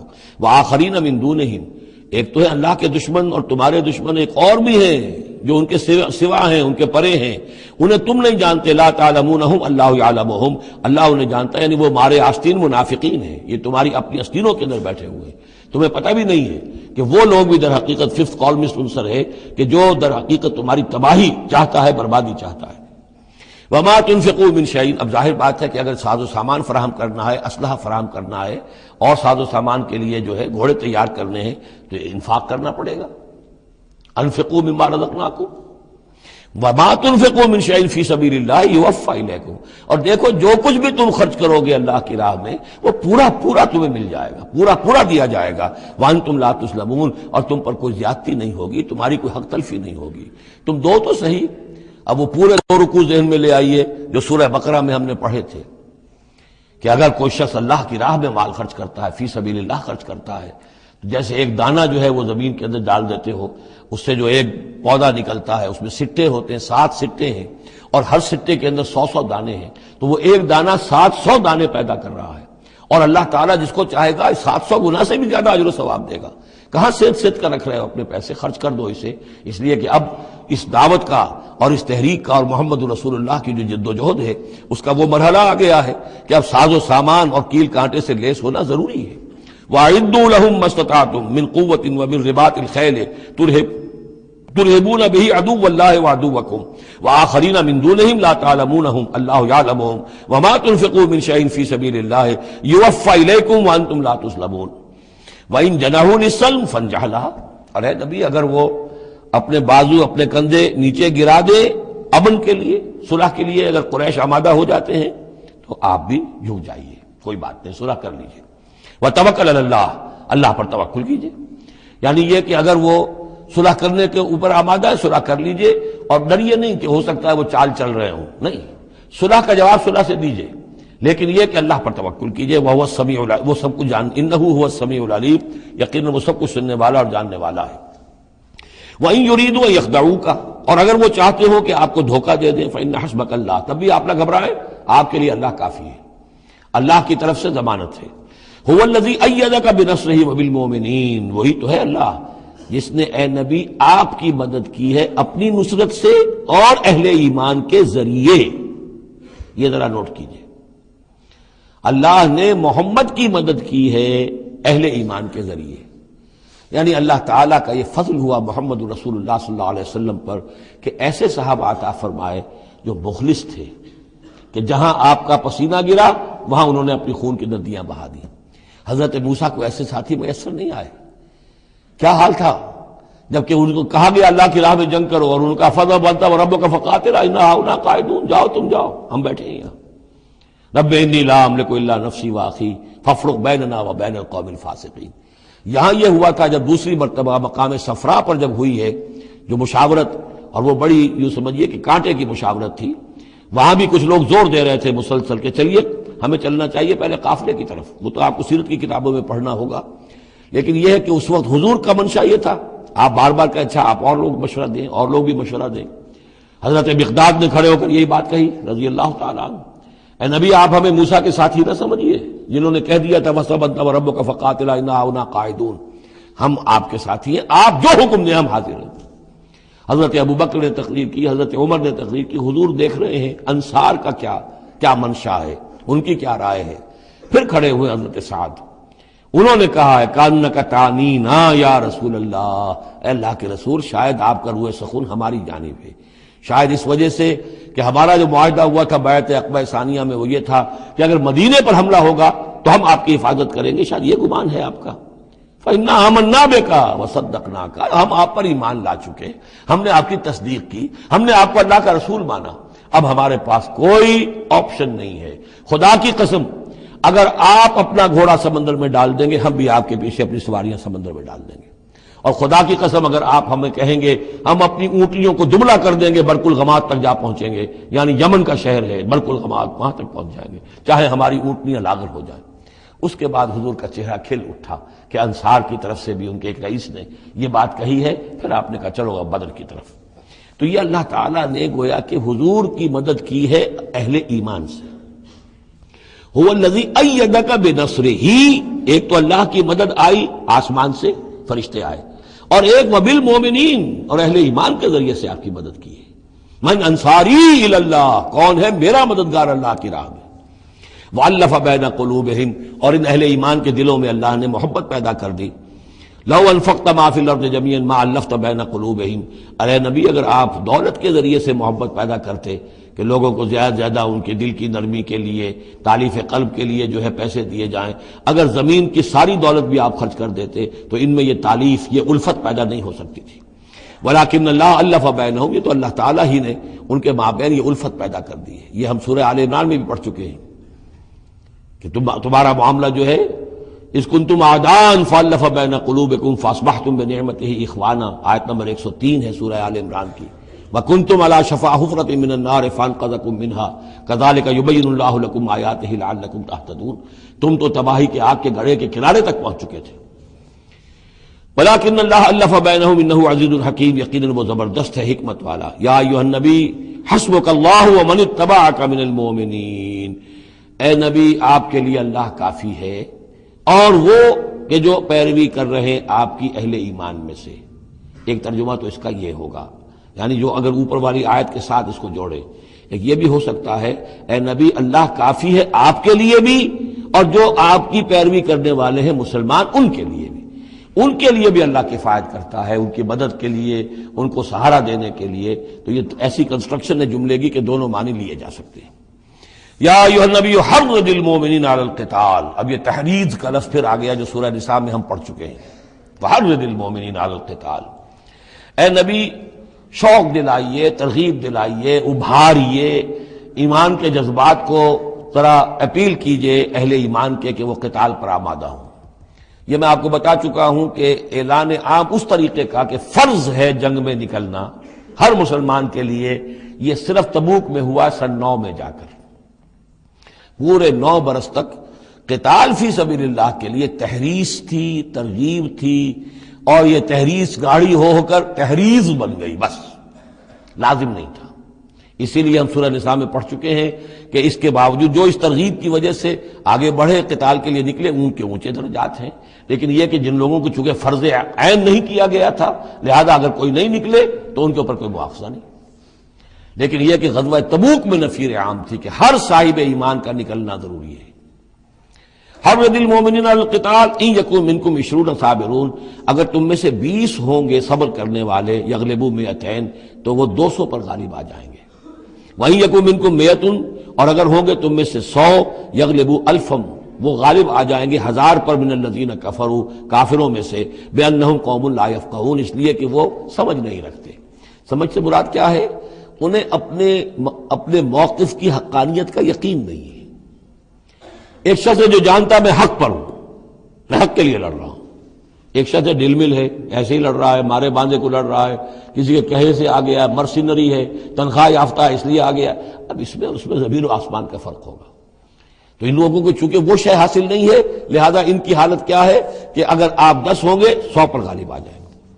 لیکن اس کے بعد جو اگلی آیت آ رہی ہے وہ گویا کہ اس کی کچھ عرصے کے بعد یقیناً نازل ہوگی جو یہاں شامل کر دی گئی۔ الآن خفف اللہ عنکم، اب اللہ نے تم پر سے تخفیف کر دی ہے، وعلم ان فیکم ضعفا، اور اللہ کے علم میں ہے یہ بات کہ تمہارے اندر کچھ کمزوری آ گئی ہے۔ لیکن یہ کمزوری کیسے آئی ہے اس کو سمجھ لینا چاہیے۔ سابقون الاولون، مہاجرین اور انصار کے اندر کوئی کمزوری نہیں آئی معاذ اللہ، ابو بکر اور عمر میں یا سعد بن معاذ میں رضی اللہ تعالیٰ عنہ مجمعین، ان میں کوئی کمزوری نہیں آئی۔ لیکن جو نئے مسلمان آ رہے تھے، جن کی ابھی تربیت نہیں ہوئی تھی، اوسط گر رہا ہے۔ ظاہر بات ہے جو نئے لوگوں کی تعداد بڑھ رہی ہے، جن کی تربیت اتنی نہیں ہوئی ہے، جن کے اندر ایمان ابھی اتنا گہرا نہیں اترا ہے، اتنا راسخ نہیں ہوا ہے، تو اس کے حوالے سے اب فرض کیجئے کہ 1000 کے اندر پہلے تو ایسے ہوتے تھے کچے پکے جو ہیں وہ 20 ہیں، 50 ہیں، 100 ہیں، اب یہ ہے کہ ان کی تعداد بڑھتی جا رہی ہے اگر، تو نتیجہ کیا ہوگا کہ اوسط جو ہے وہ گر جائے گی۔ اس اوسط کے اعتبار سے اب تمہارے اندر کچھ کمزوری آ گئی ہے۔ فَإِن يَكُن مِّنكُم مِّئَةٌ صَابِرَةٌ يَغْلِبُوا مِئَتَيْنِ، اب بھی یہ ہے کہ اگر تمہارے اندر 100 ہوں گے کہ جو صبر کرنے والے ہوں گے وہ 200 پر غالب آ جائیں گے۔ وَإِن يَكُن مِّنكُمْ أَلْفٌ، اور اگر تم میں سے 1000 ہوں گے، يَغْلِبُوا أَلْفَيْنِ بِإِذْنِ اللَّهِ، تو وہ 2000 پر غالب آ جائیں گے اللہ کے اذن سے۔ وَاللَّهُ مَعَ الصَّابِرِينَ، اور یقیناً اللہ صبر کرنے والوں کے ساتھ ہے۔ مَا كَانَ لِنَبِيٍّ أَن يَكُونَ لَهُ أَسْرَىٰ، اب یہ ایک اور بہت نازک معاملہ ہوا جو غزوہ بدر کے بعد، کہ وہ جو 70 قیدی پکڑے گئے ان کا کیا کیا جائے۔ جو قریش کے 70 قیدی، اب اس کی ایک شکل تو یہ تھی، مشاورت کی حضور نے، حضرت ابو بکر کی ایک رائے تھی، حضور کی اپنی رائے بھی وہی تھی، اس لیے کہ جو مزاج حضور کا تھا، آپ شفیق، نرم، رؤوف، رقیق القلب، یہی معاملہ حضرت ابو بکر کا تھا۔ حضرت عمر تھے سخت، اشدہم فی امر اللہ عمر، حضرت عمر کی یہ رائے تھی کہ ان سب کو قتل کر دینا چاہیے، اگر ہم نے فدیہ لے کر یا قوم معاف کر دیا، ویسے ہی چھوڑ دیا، یہ پھر دوبارہ آئیں گے، کفر کو تقویت حاصل ہوگی۔ تو اس کو تو جب تک کہ کفر کی کمر ٹوٹ نہ جائے، یہ سانپ جو ہے جب تک کہ پوری طرح کچلا نہ جائے، اس وقت تک جو ہے ہمیں کوئی نرمی نہیں کرنی چاہیے، بلکہ وہ اس حد تک تھے کہ ہم میں سے یہ جو قیدی آئے ہیں جو ان کے قریب ترین عزیز ہوں، بس مہاجرین کے اندر وہ لوگ موجود تھے، قریش کے جو لوگ پکڑے گئے ہیں، تو مہاجر جو تھے یہاں صحابہ کرام وہ بھی تو قرشی تھے، تو اپنے قریب ترین عزیزوں کو اپنے ہاتھ سے قتل کریں، یہ حضرت عمر کی رائے تھی۔ حضور صلی اللہ علیہ وسلم کی رائے اور حضرت ابو بکر کی رائے بھی یہ تھی کہ نہیں، نرمی کی جائے، فدیہ لے کر چھوڑ دیا جائے۔ فیصلہ ہو گیا، اس پر عمل ہو گیا، لیکن پھر جو یہ آیت اتری ہے یہ پھر بہت سخت ہے، اس میں اس فیصلے کو غلط قرار دیا گیا، اگرچہ فیصلہ ہو گیا ٹھیک ہے، لیکن یہ کہ اس کے اوپر گرفت ہوئی ہے کہ یہ نہیں ہونا چاہیے تھا۔ یہ مضمون بنیادی طور پر یہ سورہ محمد میں آئے گا صلی اللہ علیہ وسلم، اور وہاں تفصیل کے ساتھ اس کی پوری بات آ چکی ہے، اور چونکہ سورہ محمد سورہ بقرہ سے بھی پہلے نازل ہو چکی تھی، سورۃ القتال، اس حوالے سے یہ بات جو ہے بہت اہم ہے کہ اس میں یہ قاعدہ قانون آ چکا تھا، اس کے باوجود اس بات کا ہو جانا یہ گویا کہ ایک طرح سے ایک کوتاہی ہوئی ہے، وقتی طور پر نظر انداز ہو گیا اللہ تعالیٰ کا مستقل حکم۔ ما کان لنبی ان یکون لہ اسریٰ، کسی نبی کے لیے یہ جائز نہیں ہے کہ اس کے پاس قیدی ہوں، حتی یسخن فی الارض، جب تک کہ زمین کے اندر خوب خونریزی نہ ہو لے، یعنی باطل کی کمر نہ توڑی جا چکی ہو، اس وقت تک قیدی رکھنا، قیدی رکھنے کا مطلب کہ وہ زندہ رہیں گے، آج نہیں تو کل انہیں چھوڑنا پڑے گا، آپ چھوڑیں گے ان کو، وہ پھر کفر کی تقویت کا باعث بنیں گے۔ تريدون عرض الدنیا، تم دنیا کا ساز و سامان چاہتے ہو، یعنی فدیہ ملے گا، مال ملے گا۔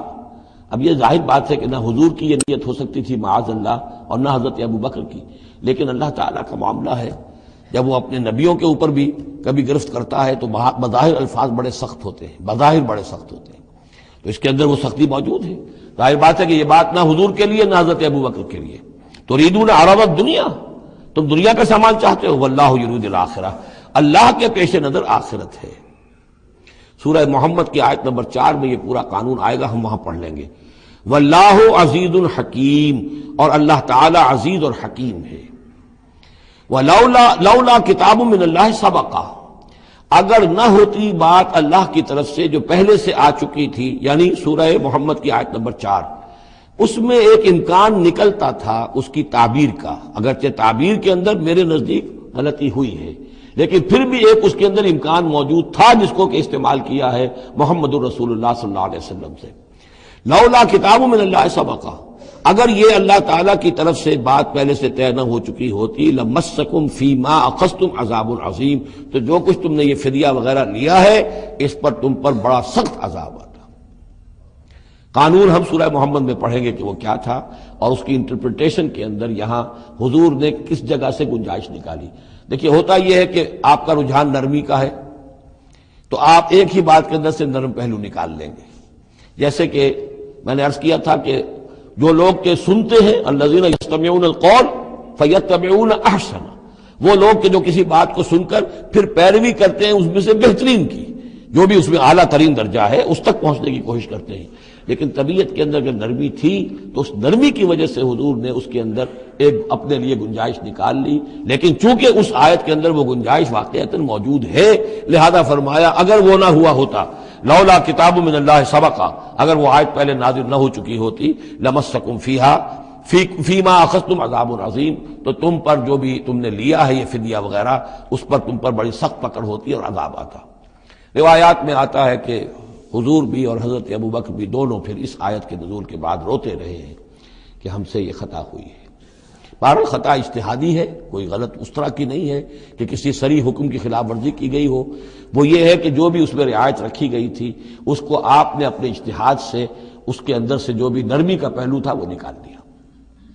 فَكُلُوا مِمَّا غَنِمْتُمْ حَلَالًا طَيِّبًا، تو اب کھاؤ جو تمہیں ملا ہے غنیمت. غنیمت میں وہ بھی ہے جو عین جنگ کے موقع پر مال غنیمت ملا، اور جو فدیہ اب مل رہا ہے وہ بھی غنیمت ہے. حلال طیبہ، کھاؤ، اس میں کوئی اب تمہیں ہچکچاہٹ نہ ہو. حلال اور طیب ستھرا. واتقوا اللہ، اللہ کا تقوی اختیار کرو. ان اللہ غفور الرحیم، یقیناً اللہ تعالیٰ بخشنے والا رحم فرمانے والا ہے. یا ایھا النبی قل لمن فی ایدیکم من الاسریٰ، اے نبی کہہ دیجئے ان لوگوں سے جو آپ کے قبضے میں ہیں قیدی. اب قیدیوں میں جان لیجئے حضرت عباس ابن عبد المطلب بھی تھے رضی اللہ عنہ، جو حضور کے چچا تھے.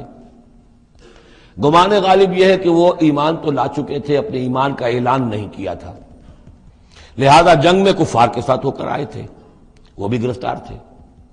اور بھی کچھ لوگ تھے کہ جن کے بارے میں حضور جانتے تھے کہ یہ لوگ جو ہے اپنی دلی خواہش سے نہیں آئے ہیں، بلکہ یہ کہ اپنے سرداروں کے دباؤ کی وجہ سے آئے ہیں. لیکن قانون تو قانون ہے. تو اس طریقے کا معاملہ جب ہوا ہے، اور پھر حضور کے اپنے اقدامات، وہ قیدی ہیں ابو العاص، ان کی بڑی صاحبزادی زینب رضی اللہ تعالی عنہا نے پھر ان کے لیے اپنا وہ ہار بھیجا ہے جو حضرت خدیجہ نے انہیں شادی کے موقع پر دیا تھا. تو یہ ایسی کیفیات ہیں. ہم جب پڑھتے ہیں ان چیزوں کے تو ہمارے لیے تو ایک تعلق جو ہے وہ ایک ماضی کی تاریخ کے قصوں کی ہے. وہاں تو یہ خونی رشتے بھی تھے، تعلقات بھی تھے، ایک ہی خاندان ہے، ایک ہی قبیلہ ہے، اسی کے لوگ آئے ہوئے ہیں. تو اب حضور کے دل میں جو ہے اس وقت سنا یہ ہے کہ جب رات کے وقت کراہ رہے تھے حضرت عباس، انہیں باندھا ہوا تھا، سخت ظاہر بات ہے قیدیوں کو جکڑا ہوا ہے رسیوں کے اندر، تو ان کے جو کچھ اتنا بند تھے کہ سخت تھے، وہ جو بند تھے جن میں بندھے ہوئے تھے کہ کراہ رہے تھے، تو حضور نے کہا تمام قیدیوں کے بند ڈھیلے کر دو. یہ نہیں کہا کہ صرف عباس کا بند ڈھیلا کر دو، بلکہ آپ نے ان کی کراہنے کی آواز سن کر پھر آپ نے فرمایا سب کے بند ڈھیلے کرو، اتنا سخت ان کو نہ باندھو. تو اس طرح کا معاملہ جو ہے اس کو ذہن میں رکھیے. یا ایھا النبی قل لمن فی ایدیکم من الاسریٰ، کہہ دیجئے ان سے جو آپ کے ہاتھ میں اب قیدی ہیں، ان یعلم اللہ فی قلوبکم خیرا، دیکھو اگر جو کچھ تمہارے دلوں میں ہے اللہ کے علم میں ہے کہ وہ خیر ہے، یؤتکم خیرا مما اخذ منکم، تو جو کچھ تم سے اس وقت لیا گیا ہے اس سے بہتر اللہ تمہیں دے دے گا.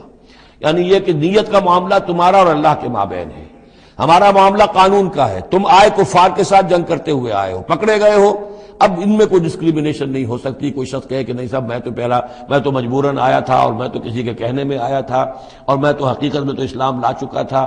یہ بات جو ہے اب نہیں چلے گی. لہذا یہ ضرور ہے کہ اگر تمہارے دل میں کوئی خیر ہے، کوئی بھلائی ہے، اور اس وقت یہ کہ تم سمجھتے ہو کہ تم اس صورتحال میں مجبوراً پھنس گئے ہو اور تمہیں فدیہ ادا کرنا پڑ رہا ہے، تو اللہ تعالیٰ تمہیں اس سے کہیں زیادہ دے دے گا کہ جو آج تمہیں فدیے میں دینا پڑ رہا ہے. ظاہر بات ہے کہ وہاں بیویوں کو خبریں پہنچی، انہوں نے اپنے زیور بھیجے ہیں. حضرت زینب رضی اللہ تعالی عنہا نے بھی اپنا زیور بھیجا، ہار بھیجا ہے. اور حضور کی آنکھوں میں آنسو آ گئے جب آپ نے وہ ہار دیکھا، حضرت خدیجہ کا ہار رضی اللہ تعالی عنہ. وہ پوری زندگی جو آپ کی گزری تھی حضرت خدیجہ کے ساتھ، وہ ساری آنکھوں میں نگاہوں کے سامنے آ گئی.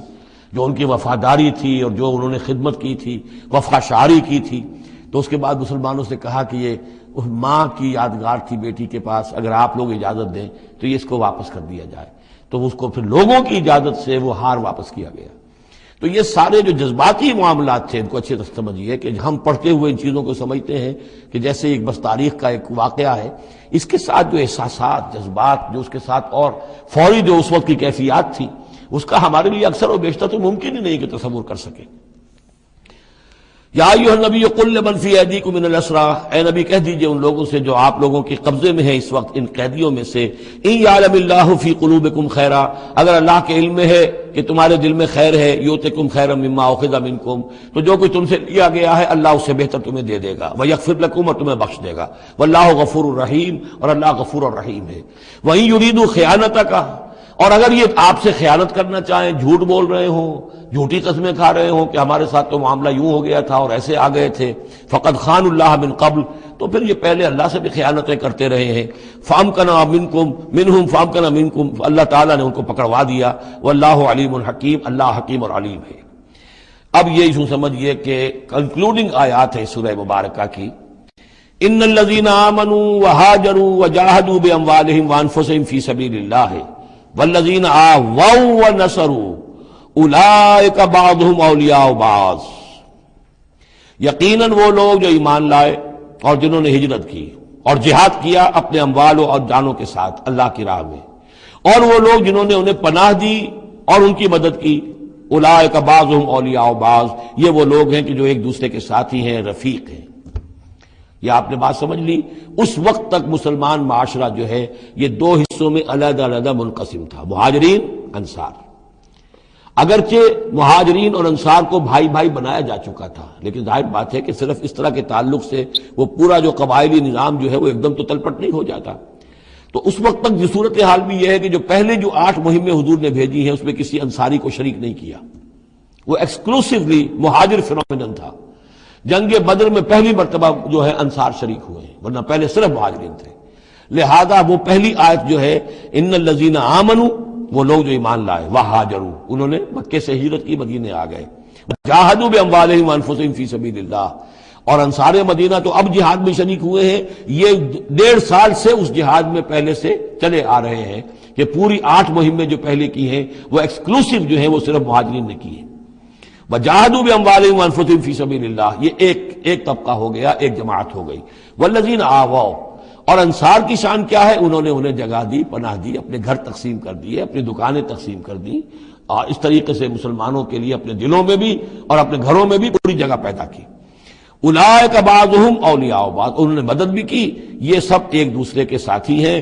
والذین آمنوا ولم یہاجروا، اور وہ لوگ کہ جو ایمان لائے لیکن ہجرت نہیں کی، ما لکم من ولایتہم من شیء، تمہارا ان کے ساتھ اب کوئی تعلق نہیں۔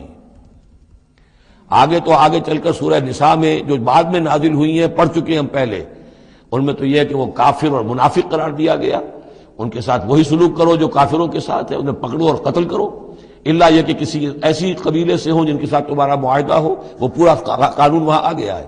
لیکن یہاں بھی پہلی بات بتا دی گئی، اب کوئی ولایت باہمی تمہاری ان کے ساتھ نہیں ہے۔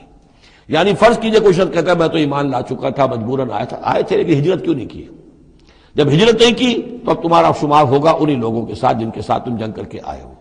تم یہ نہیں کہہ سکتے کہ میرا تعلق جو ہے اہل ایمان سے شمار کیا جانا چاہیے۔ والذین آمنوا ولم یہاجروا ما لکم من ولایتہم من شیء، تو کوئی تمہاری ان سے رفاقت نہیں ہے، کوئی تعلق نہیں ہے، کوئی عہد نہیں ہے، کوئی قول و قرار نہیں ہے۔ یہ آیت بھی معلوم ہوتا ہے کہ انہی جو اسیر تھے غزوہ بدر کے، انہی کی طرف اصل میں روح سخن ہے۔ حتیٰ یہاجروا، جب تک کہ وہ ہجرت نہ کریں، ہاں اب واپس جائیں، فدیہ دے کر جائیں، پھر ہجرت کر کے آ جائیں تو ٹھیک ہے، پھر وہ مسلمانوں میں سے ہوں گے، تمہارے بھائی ہوں گے، تمہارے حمایتی ہوں گے اور تم ان کے حمایت کرو گے۔ وَإِنِ اسْتَنصَرُوكُمْ فِي الدِّينِ، اور وہ لوگ کہ جو ایمان تو لائے لیکن ہجرت نہیں کی، اپنے اپنے قبیلوں میں رہے یا مکے میں رہے، اگر وہ تم سے مدد مانگے دین میں، فَعَلَيْكُمُ النَّصْرُ، تو اے مسلمانوں تم پر واجب ہے ان کی مدد کرنا، إِلَّا عَلَىٰ قَوْمٍ بَيْنَكُمْ وَبَيْنَهُمْ مِيثَاقٌ، سوائے اس کے کہ وہ کسی ایسی قوم سے تعلق رکھتے ہوں کہ جن کے اور تمہارے درمیان کوئی معاہدہ ہے۔ اگر کوئی قبیلہ ہے کہ جس کے ساتھ حضور نے معاہدہ کیا ہوا ہے صلح کا، اور وہاں کوئی مسلمان ہے اور وہ ہجرت تو کر نہیں رہا، وہاں سے وہ مدد کی درخواست کرتا ہے کہ میری مدد کی جائے، تو اس کے خلاف اس کی مدد نہیں کی جائے گی، اس لیے کہ قوم کے ساتھ معاہدہ ہے۔ واللہ بما تعملون بصیر، اور جو کچھ تم کر رہے ہو اللہ اسے دیکھ رہا ہے۔ والذین کفروا بعضهم اولیاء بعض، اور وہ لوگ جنہوں نے کفر کیا وہ ایک دوسرے کے ساتھی ہیں، ایک دوسرے کے حمایتی ہیں، ایک دوسرے کے پشت پناہ ہیں۔ عرب قبائلی معاشرے کے اندر یہ جو ولایت کا معاملہ ہوتا تھا، اس میں پھر یہ ذمہ داریاں بھی آتی تھیں۔ کسی کے اوپر تاوان پڑ گیا ہے تو جو اس کے ولی ہیں، جو اس کے حلیف ہیں، ان کو بھی تاوان میں سے حصہ بھی دینا پڑتا تھا۔ کوئی قیدی ہو گیا ہے، اسے کوئی فدیہ دینا ہے، تو جو اس کے حلیف ہیں، جو اس کے گھر والے بھی وہ فدیے کے لیے رقم جمع کریں گے تو وہ حلیف بھی اس کے اندر اپنا حصہ ڈالیں گے۔ تو یہ تو معاشرے کے اندر جو قبائلی معاشرہ ہوتا ہے یہ چیزیں ہوتی ہیں۔ تو یہاں فرما دیا گیا جو کافر ہیں وہ ایک دوسرے کے حلیف ہیں، جو اہل ایمان ہیں وہ ایک دوسرے کے حلیف ہیں، لیکن اہل ایمان میں سے جو ہجرت نہیں کرتے وہ اہل ایمان کے حلیف نہیں ہیں، بلکہ وہ تو انہی کافروں کے ساتھ شمار ہوگا ان کا جن کے ہاں وہ رہ رہے ہیں۔ البتہ یہ کہ اگر وہ مدد طلب کریں تمہیں مدد کرنی ہوگی، بشرطے کہ ان کے قبیلے سے تمہارا کوئی معاہدہ نہ ہو۔ الا تفعلوہ، اگر تم ان چیزوں کی پابندی نہ کرو۔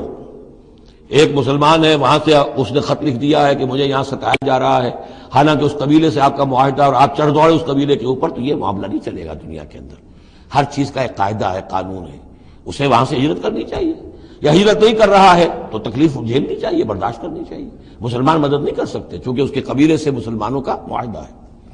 الا تفعلوہ، اگر یہ قواعد و ضوابط پیش نظر نہیں رکھو گے، ان کی پابندی نہیں کرو گے، تکن فتنۃ، تو پھر تو یہ ہے کہ فساد برپا ہو جائے گا، فتنہ پھیلے گا، فی الارض و فساد کبیر، اور بہت بڑی جو ہے بدامنی ہو جائے گی۔ اب وہ آیت آگے جس کا میں نے ذکر کیا تھا، والذین آمنوا وہاجروا وجاہدوا فی سبیل اللہ والذین آووا ونصروا اولئک ھم المؤمنون حقا۔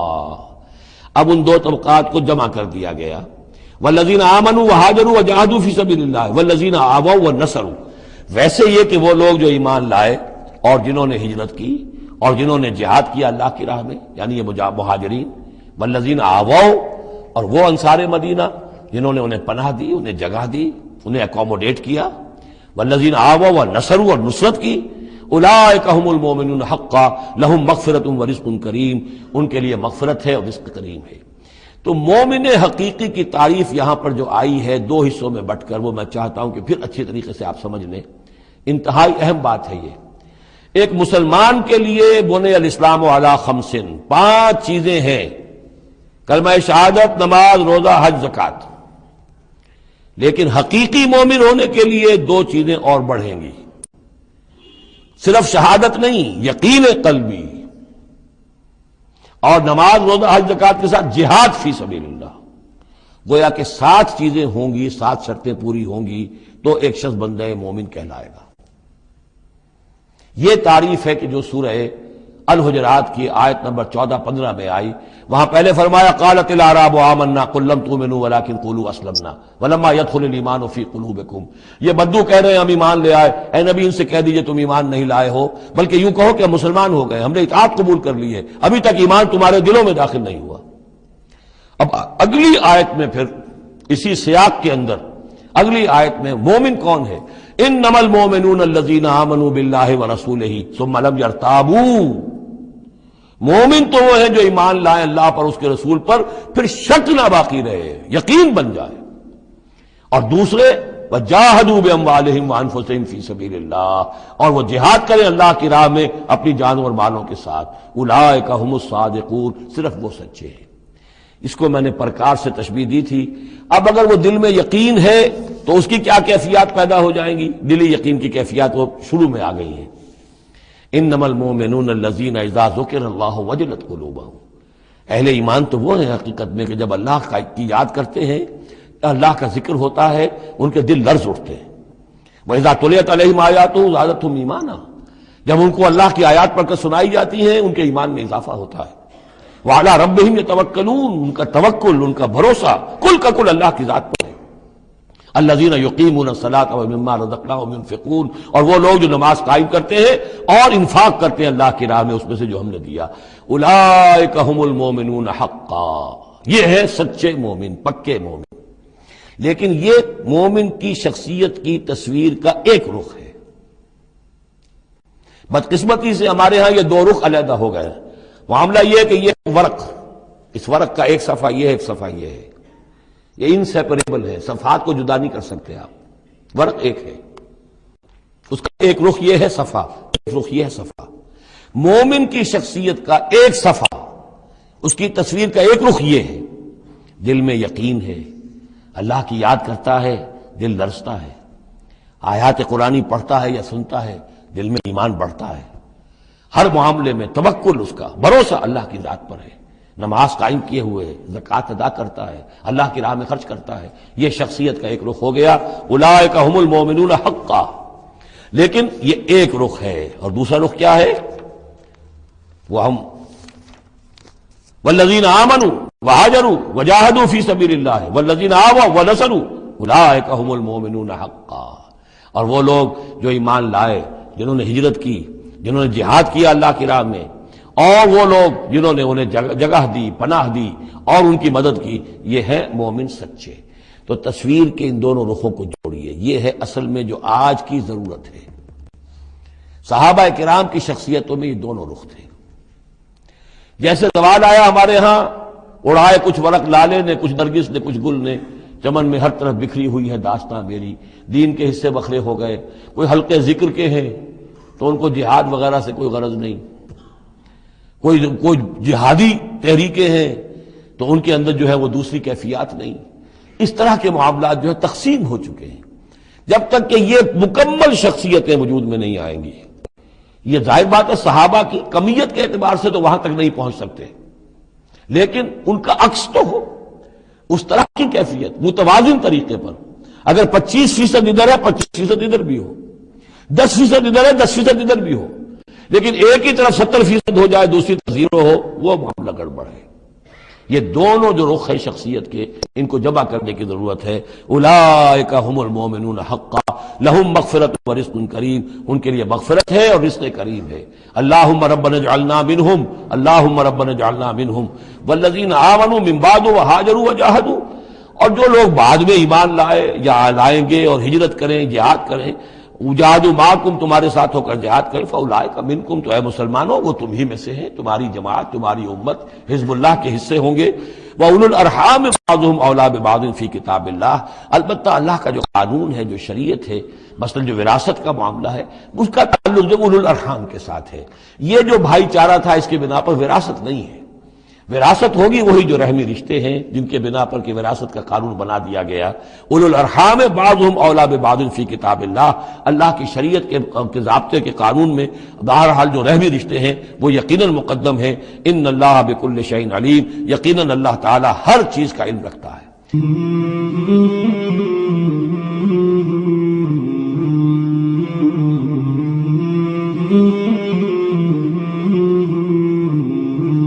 مولاي صل وسلم دائما أبدا على حبيبك خير الخلق كلهم، مولاي صل وسلم دائما أبدا على حبيبك خير الخلق كلهم، مولاي صل وسلم